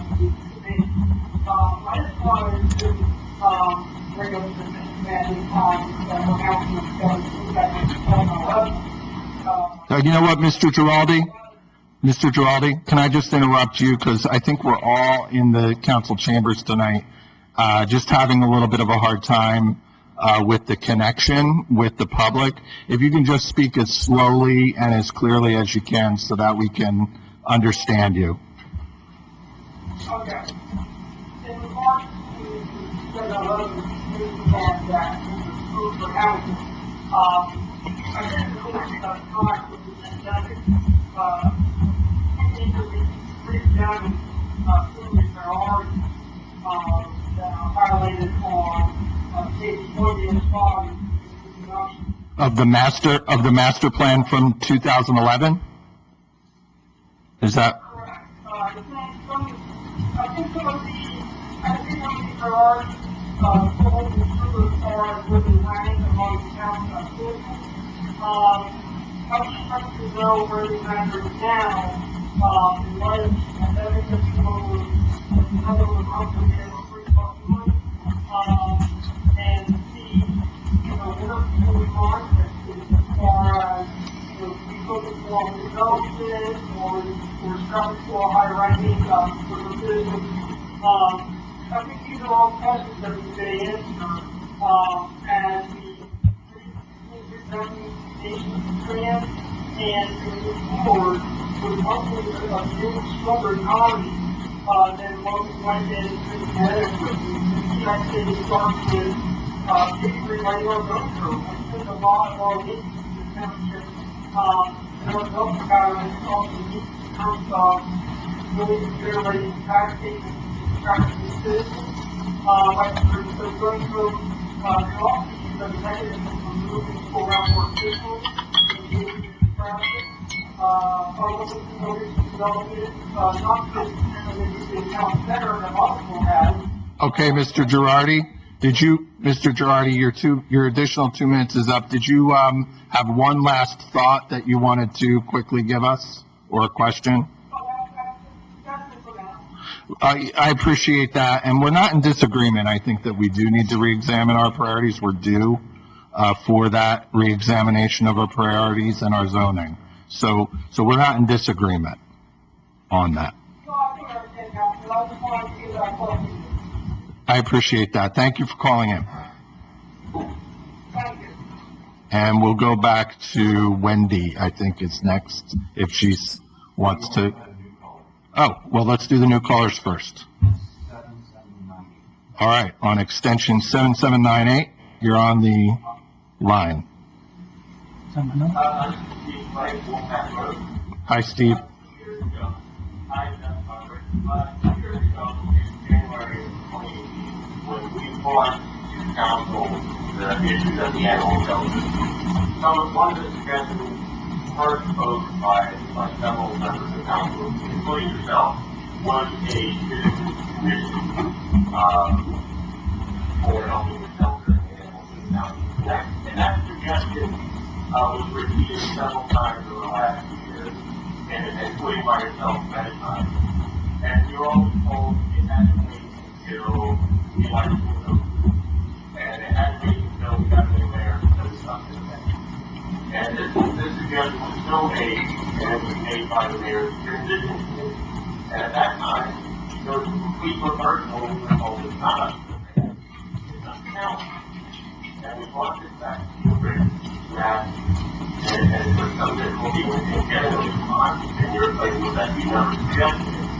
But we've got several commissions, we have several citizen commissions in the township overseeing everything from public safety to the library to the we're continuing to find the same issues at the animal shelter. And I'm wondering, what is council's objective to actually having a citizen commission to cover animal welfare in the township, not just at the shelter, but to handle other issues with animal welfare within animals?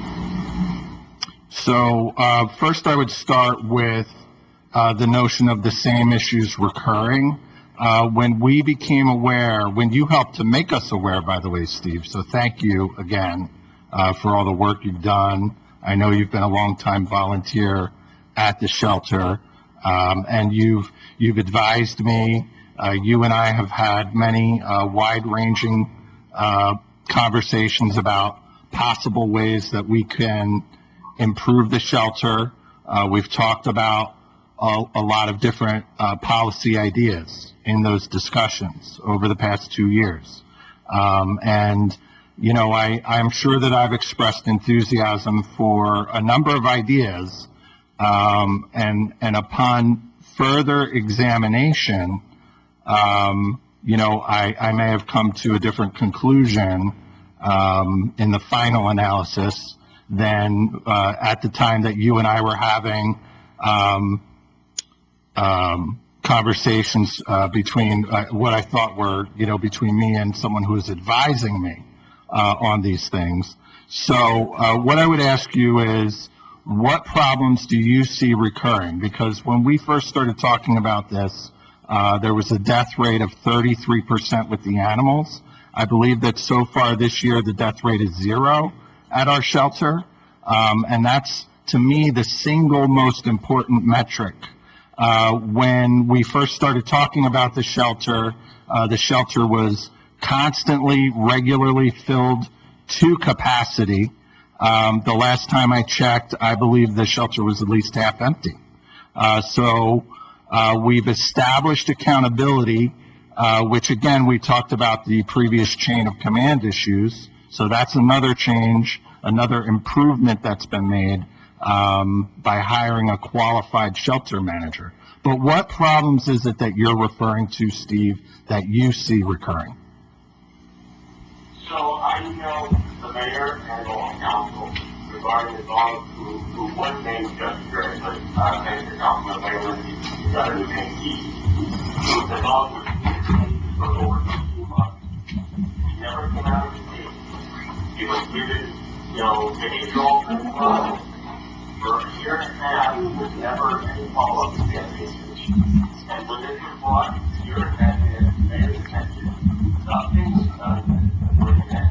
That's incorrect. I'm just going to stop you, Steve, I'm going to stop you right there because that's incorrect.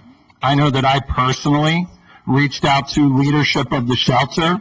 I personally made inquiries about any behavior modification drugs, or I don't know the exact termination regarding that type of psychoactive drug being administered. I was told that, in fact, they had stopped that practice. It may have been recently, and it may have been in response to the concerns that you raised. So the fact is, we are listening, and we are acting on the concerns that you're raising. Well, it is correct that in response to your concerns, that I reached out and made an inquiry, and that they are not currently giving the dog those drugs. So that is correct. first, and then you Well, listen, I'm gonna allow you, if you want to make a statement of fact that's incorrect, I'm gonna jump in. But go ahead, Steve. nothing was done. Incorrect. I wanted everyone to mention in January. It's also not taken off any drugs in the people after a second drug or a fifth drug actually was added to the list. And then I got to write another letter after that stuff. That's one issue. So nothing was done to stop it. Nobody was held accountable. And nothing was put in place that they could not happen again. The other issue, which was the mayor in January, was the incorrect record keeping. They submitted their annual health report to the state for last year. That couldn't count 124 animals. Meaning they were caught. That's the issue. It was the same records I brought to council in the beginning of 2018 that started. 124 animals did not be accounted for. In 2019. In 2019, before Mayor Martin actually took office. The report was filed this year. Steve, your time's up. I'm gonna give you 30 more seconds. The second, so we handed it off the report because we corrected. We opened it again, and now that same report that's been corrected is claiming that 180 animals died or escaped from the dump. And nobody seems to address what happened with that and how that's not going to happen. So there's been, all right, listen, I think we've given you an additional 30. I'll bring you back for another 2. So I'm going to thank you at this time, Steve. I do think that record-keeping systems have been put in place that were not in place yet last year. So again, there has been a change made, and there has been an improvement made. There is more accountability in that regard. What other callers? No new ones, you can recommend. Let's go back to Wendy. Yes, hi. First of all, Rick, I thought you were very rude because I came off and that was a fact and I see how you're letting other people finish theirs. So I want to make that clear. But my point is that all I'm asking is for communication. Some of the council members, Lieutenant Warren, Nancy, Pat, they've been phenomenal. They respond. We take our free time and volunteer to provide information, and I'm asking for the courtesy of a response to an email that went out from me twice and from Brian Hackett twice. I wouldn't even be calling about the CNCR. But the point is... Did you just say, I'm sorry, Wendy. No, actually, though, I want to address that. I want to address the concern you just expressed, Wendy, and I'll give you plenty of time. Did you just say that you did get several responses from members of council to your email? After I reached out to them by phone, I got nothing from you. I got nothing from the others. And what I'm saying to you is that when Brian and Hackett and I reached out about the TNCR, we got nothing from no one. Nothing. 2 emails from me, follow-up emails from Brian Hackett, who I know you have a lot of respect for, as does to a lot of people, about putting our time, which was a long time together, in gathering TNCR ordinances with no clarification, no thank you that we even sent it in, no status of where it is. And I'm just telling you, it's very frustrating, because you know what, I don't work for you. You work for me. I'm your constituent. And I really would expect just a reply to an email, or even a text. You have my number, guys, we're busy, whatever it is. But I don't think there's any excuse for people not to get back, people on council not to get back. I reached out to Judge Whalen, okay, and now there is communication. I reached out to Nancy Phillips, and now there is communication. Not from that email, though. Not from anyone that received that email 4 times. But I received communication back when I tried. And you're certainly number one on my list who never gets back to me. As from a long time ago when I asked you to get back to me about some issues, you never got back to me. So I just ask you not to take it personally. Take this role as council president as someone that needs to have a little respect for people in kindergarten, and people work really hard on this animal shelter issue. Because, you know what, I really think that all of you were there, including the mayor, largely to the work that we did. And all I'm asking is for the respect and courtesy of communication. That's what we spend our time. That's all I'm asking. Okay. I'll take it under advisement. Thank you, Wendy. I'll take it under advisement. Thanks, Wendy. Who's our next caller? You want to respond to that, Councilman Whalen? I don't know if this will put this to bed for tonight, I don't know.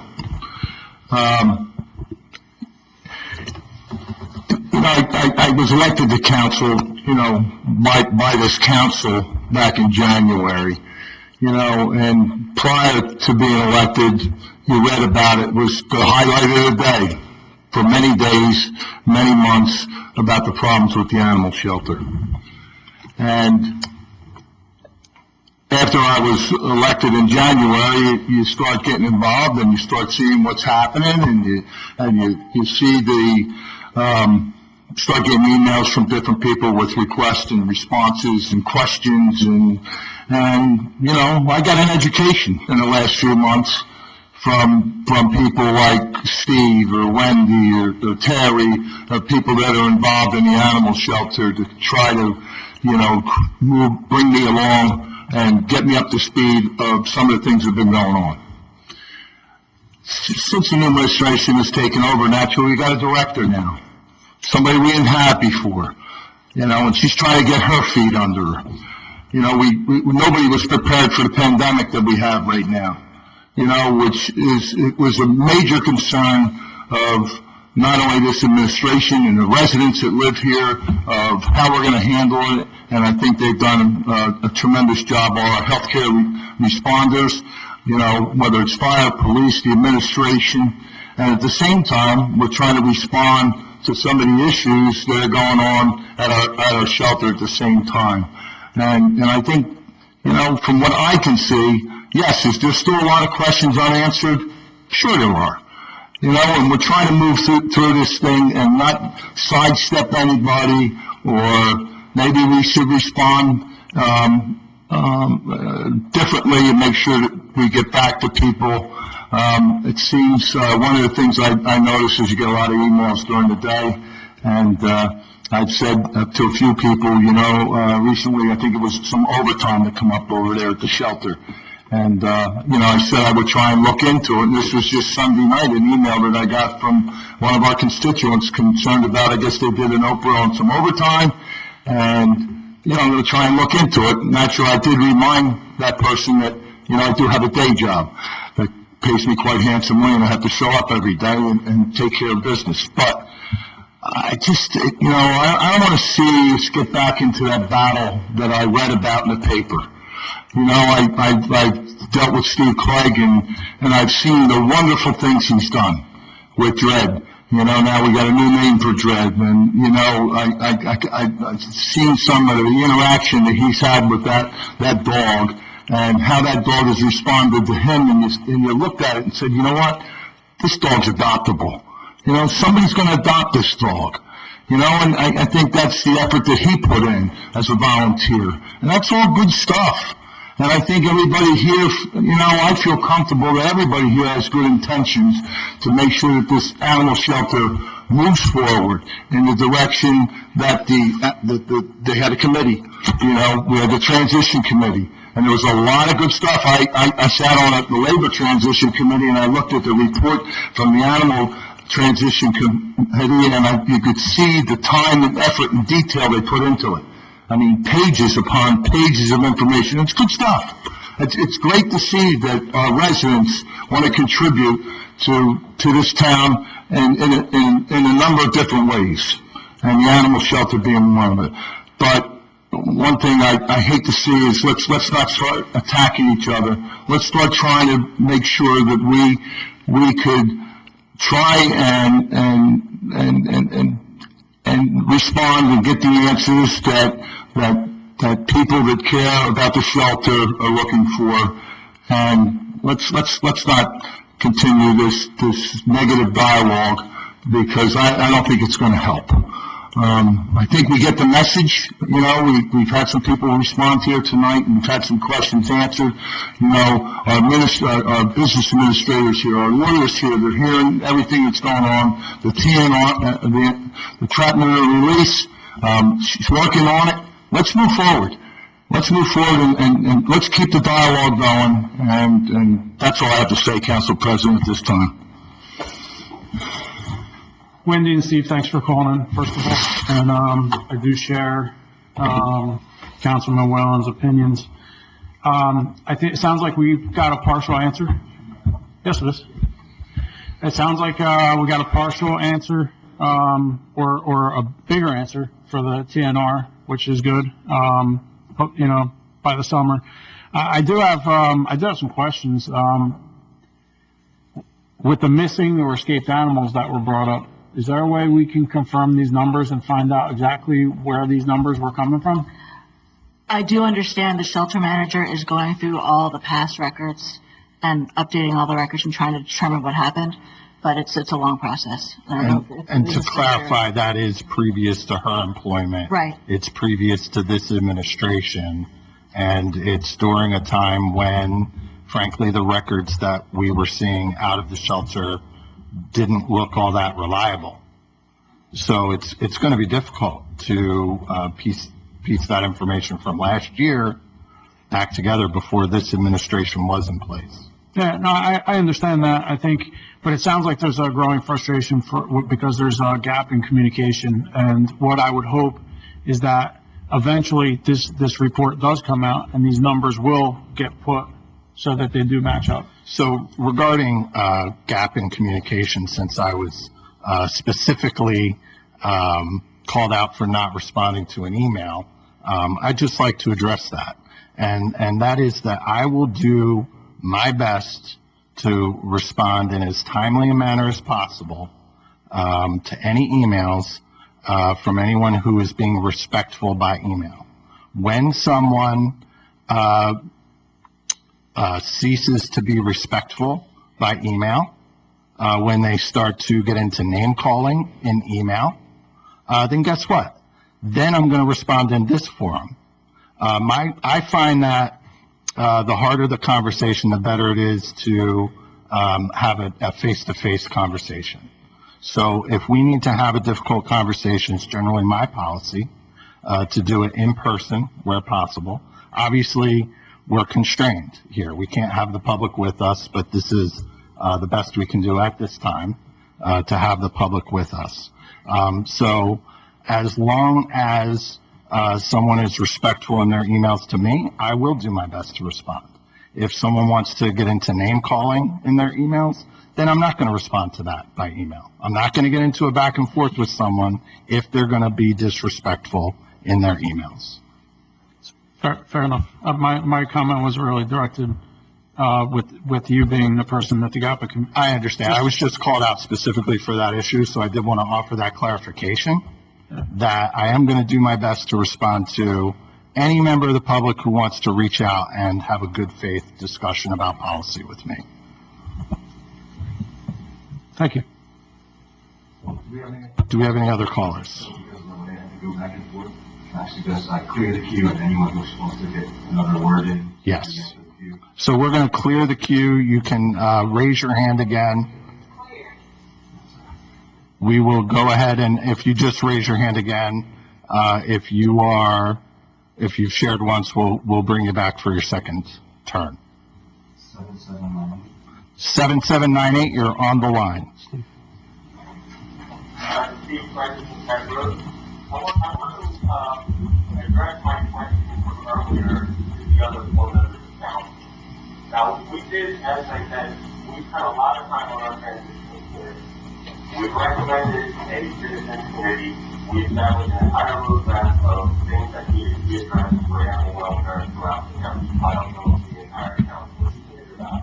But my question to the other board members of the council is, what objections do you have to having an animal welfare committee for the township to address not just the issues with the animal shelter, but with animal welfare throughout the county in general, given the extreme work history of the treatment of animals within the township by the county. And I'd like to hear that answer from all four of us. If any members of council wish to respond, you may do so. My response is, Steve, that is Councilman Carabelli. My response would be that I'd like to see how this process moves forward with the new manager. You know, given the situation that Councilman Whalen, you know, really eloquently put together when he was talking about just this, you know, obstacles that had been overcome and needed to be overcome by the administration in this given year. I feel that, you know, let's see where this takes us. And I know that, you know, things are moving slower than you would like, and a lot of the people that are bringing up the issues with the animal shelter that were in the queue and that have spoken out this evening. But I think there is a light at the end of the tunnel. I think we're moving in that direction. And I think that if there are issues, you know, at the end of this year and there's concerns that things aren't changing fast enough, it would be something that I think the members of this council body would be could entertain. But right now, I think that decision lies in the hands of the administration and the mayor. And I think that he's putting into place a team that he thinks is appropriate there and has confidence in. And I think that we're all looking to, you know, build the most efficient and best animal shelter. And I think that we're all moving in that path. It just sometimes it takes some time. And I think that you know, I think there's going to be you'll see some ordinances that'll move us in that direction over the next several weeks and months. That's my thoughts. So Nancy, thank you. Just to clarify, this welfare committee would not be simply a part of the shelter manager. We are offering to bring a lot of resources to bear to help make all this stuff happen. And I can't understand why, given the history of all this, and given the amount of issues the county has to address, why they would want to turn away all of this help. What resources would you be bringing to bear that you're not currently bringing to bear, Steve? Well, the resources we've been bringing to bear have been almost pushing from the outside because we don't get the responses that we got before the election.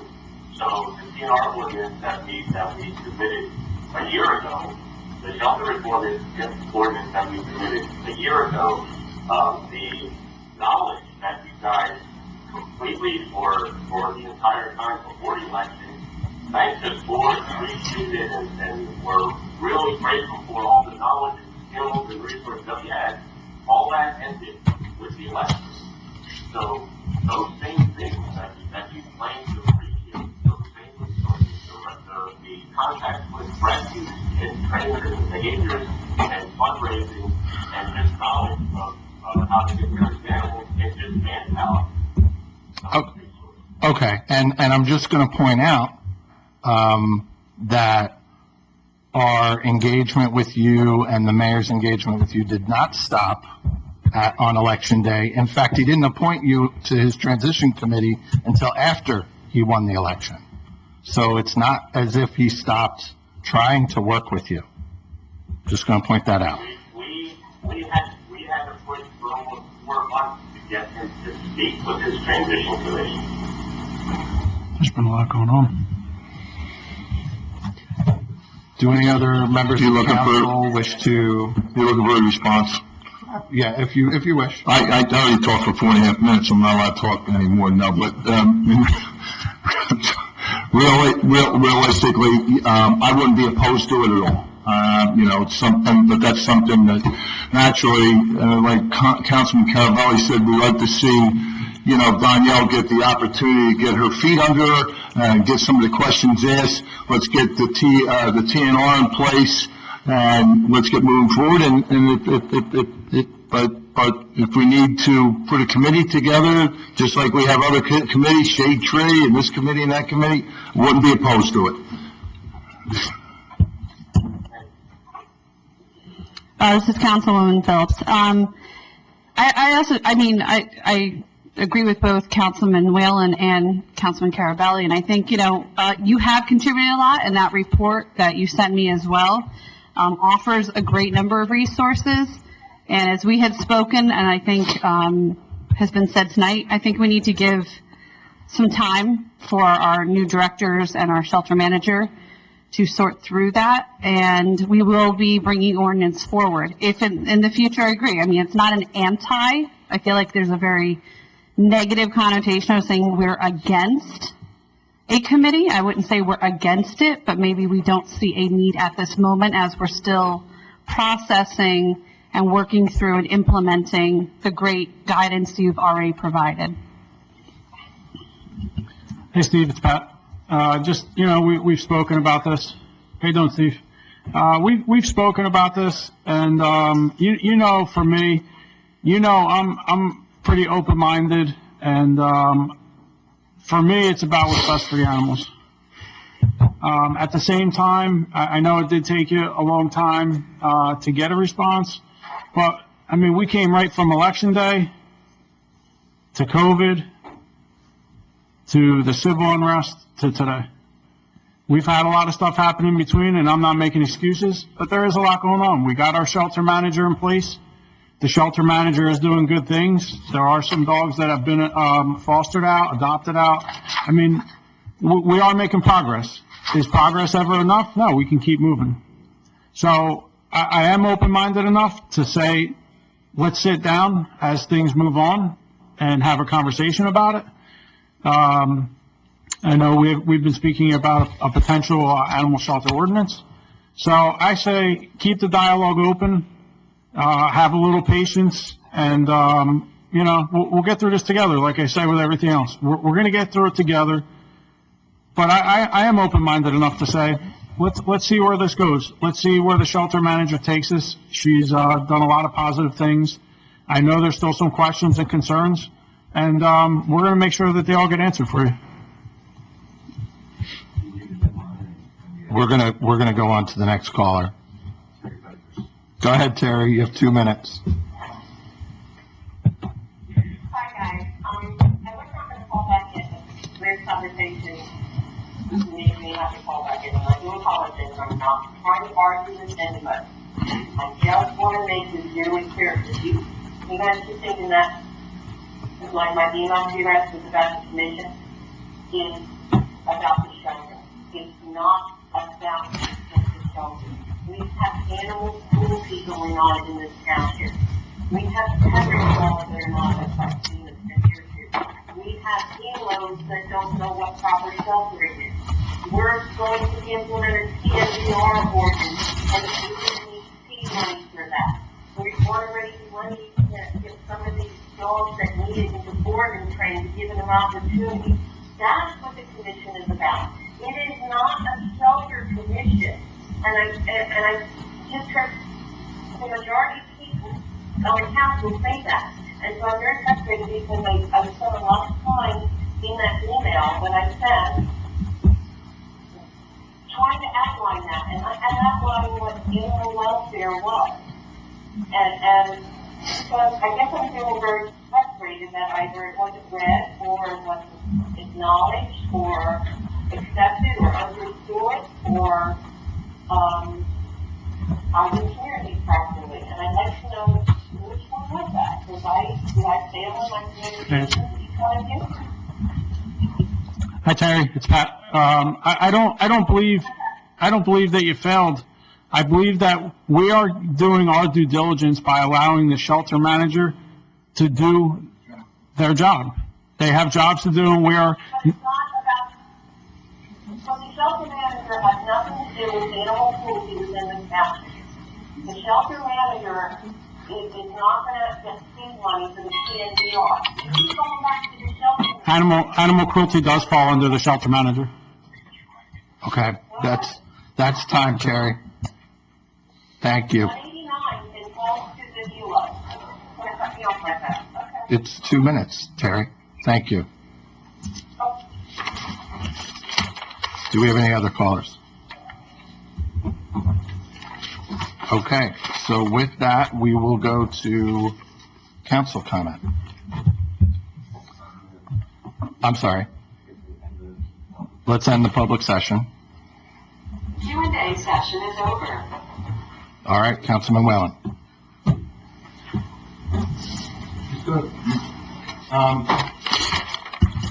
Thank you, Council President. I'm going to try and be brief. I know we're going to be busy the next few weeks, and I'm looking forward to working with everybody with the upcoming budget to go over with the different department heads. Just wanted to make one quick comment about our eating establishments opening up outside. I did have the chance to visit a couple of them, and it was nice to see that people were out enjoying the nice weather. Getting back to some normalcy. But I just want to remind everybody, while you're doing it, be safe. And don't forget, as we've been through this whole pandemic, we've been supporting our businesses, and now that we've opened up again, it's for people to come to them establishments. Let's make sure we continue to support our local restaurants, and hopefully we move to indoor dining sometime in July. From what I understand, I guess they're coming out with another phase that would include 50% possibly indoor dining, along with, it sounds like the casinos may be opening up also sometime in July. So with that, thanks for the people that called in tonight, and everybody enjoy your evening. Thank you. Councilwoman Phillips. Thank you, Council President. I just want to thank everybody who called in. It's important for us to have this discourse. It's part of a democracy. And in light of that, I want to also acknowledge the protesters in all parts of the country, including locally, that, it's important that we are peaceful and everyone has a right to express their opinion. But I also want to reinforce, as well as the restaurants, just a reminder, try to stay safe in doing so. As a teacher, I want to congratulate all the teachers out there who are hopefully wrapping up their year, and the students who all survived virtual learning. And yes, I'm sorry, I'm going to say survived. I still have a few more days myself. But a special thank you to Hamilton Township teachers, administration. As a parent of kids in the Hamilton Township, I think you did a phenomenal job, and your teachers are phenomenal, and I hope you have a great summer, and hopefully you'll be out at some of our restaurants celebrating. And again, just thanks for being with us tonight. Councilman Carabelli. Thank you, Council President. I just want to thank our callers this evening. I thought it was a healthy debate. I think we're moving in the right direction on many of the issues that were discussed, especially the animal shelter. I look forward to diving into the budget. As strange as it may sound, I do enjoy this process, and I look forward to our budget workshops. And I'm also excited to go out and eat, especially with this beautiful weather. So thank you all, and look forward to seeing you and hearing from you soon. Councilman Papero. Well, I have a lot to say, so I will get through it as quickly as possible. First and foremost, I want to thank our first responders, our police, our fire, our EMTs, the doctors and nurses, everybody that's been out, all of our essential personnel working at the food stores during the pandemic. We thank you for being on the front lines. We haven't forgotten about you, even though there's been a lot going on. You're still on our minds. As businesses start to open, please frequent those businesses, those local businesses that are around that have been suffering. Please do your best to get out and frequent those establishments. So I know there's a lot of debate tonight to look at some of the positive things happening. Youth sports practices are allowed to start Monday. I know, it's just be good for the kids, get the kids out, get to some sense of normalcy. Practices are allowed to start Monday. Games and tournaments are allowed to start July 6th. I think it's a step in the right direction to getting back to normal. Today we saw something, positive come out of something that we did here, with the business registry. Having that business registry that the mayor enacted, will allow people to now look to see what businesses have outside dining. All right, just one small thing, you know, that the mayor's administration has been working on that's already, gonna be paying dividends. I saw announced this week, the 8th Annual Recovery Advocates 5K Run Walk has been scheduled for Saturday, September 19th at Mercer County Park. They're a very big resource for our community. Please mark that on your calendar. And this weekend, aside from the youth sports starting on Monday, we have a couple things, Father's Day on Sunday. So happy Father's Day to everybody. Yeah, I remember. Happy Father's Day to everybody, all the fathers out there, and even all the mothers who do the fatherly duties, because sometimes the fathers aren't around. Especially goes out to my wife. Thank you for all you do. And one final note: Friday, Juneteenth is the day of freedom. It is this Friday. It's something that most people maybe are not aware of. But I think it's an important day in history, and especially with things that are going on right now. I think if everybody could take a couple minutes on Friday, just reflect, and you know, hope for peace. It's a day that some people may not have known about, and it's a day that other people have circled on their calendar. And I think that if we started treating people with a little more humanity and a little more respect, I think we'd be in a lot better of a place. So just for tonight, I hope everybody gets home safe. Thank you to all the callers, and see all you guys tomorrow.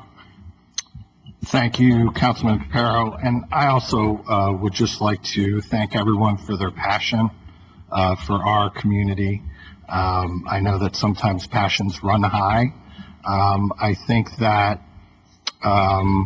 if these past 2 weeks and the events in Hamilton have demonstrated anything, it's the importance of mutual respect. I'm always going to be willing to engage in mutually respectful dialogue with our citizens, even when we have differences of opinion. I stand with the protesters in condemning the death of George Floyd. I look forward to walking in solidarity with protesters this coming Sunday with Pastor Woods, and marching with them to demonstrate my solidarity for that. We've seen some unfortunate incidents in Hamilton over this past week, demonstrations of racism. I condemn those demonstrations, and I just want to offer my sympathy to anyone who's hurt by the events that have happened. I'm also proud of our police department and the response that they've had. The chief has been very communicative with us regarding his efforts this week, and in every conversation that I've had with the chief, he's made it crystal clear to me that his first priority in everything he's done these past weeks is to protect human life, and then to protect property. And so, I stand with the peaceful protesters, and I'm also proud of the way that our police department has conducted itself these past couple of weeks. I do want to wish everyone a happy Father's Day. I look forward to finally being able to spend some time with my father. As things have been loosened up, I haven't been able to see him enough, so I'm looking forward to seeing more of him. And with that, this meeting, we have The budget workshops? the budget workshops, and once again, I'll just give you those dates.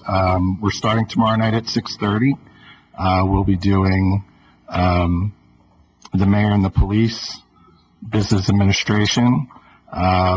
Thursday, we're doing, June 18th, we're doing finance and the Department of Public Works. On Monday, June 22nd, we're doing community and economic development, the Department of Law and the courts. Wednesday, June 24th, we're doing the Department of Health, Recreation, Seniors and Veteran Services, and we've certainly seen the burden that that department has been placed under with recent events. And then we will conclude our workshops on June 30th with WPC and the clerk's office. And so with that, unless anyone else has anything for the good of the order, this meeting is adjourned.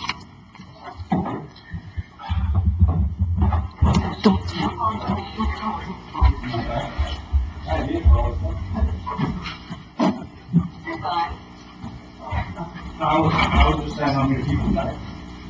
You won't put tomorrow. Yeah, I'll bring this number, but I can't.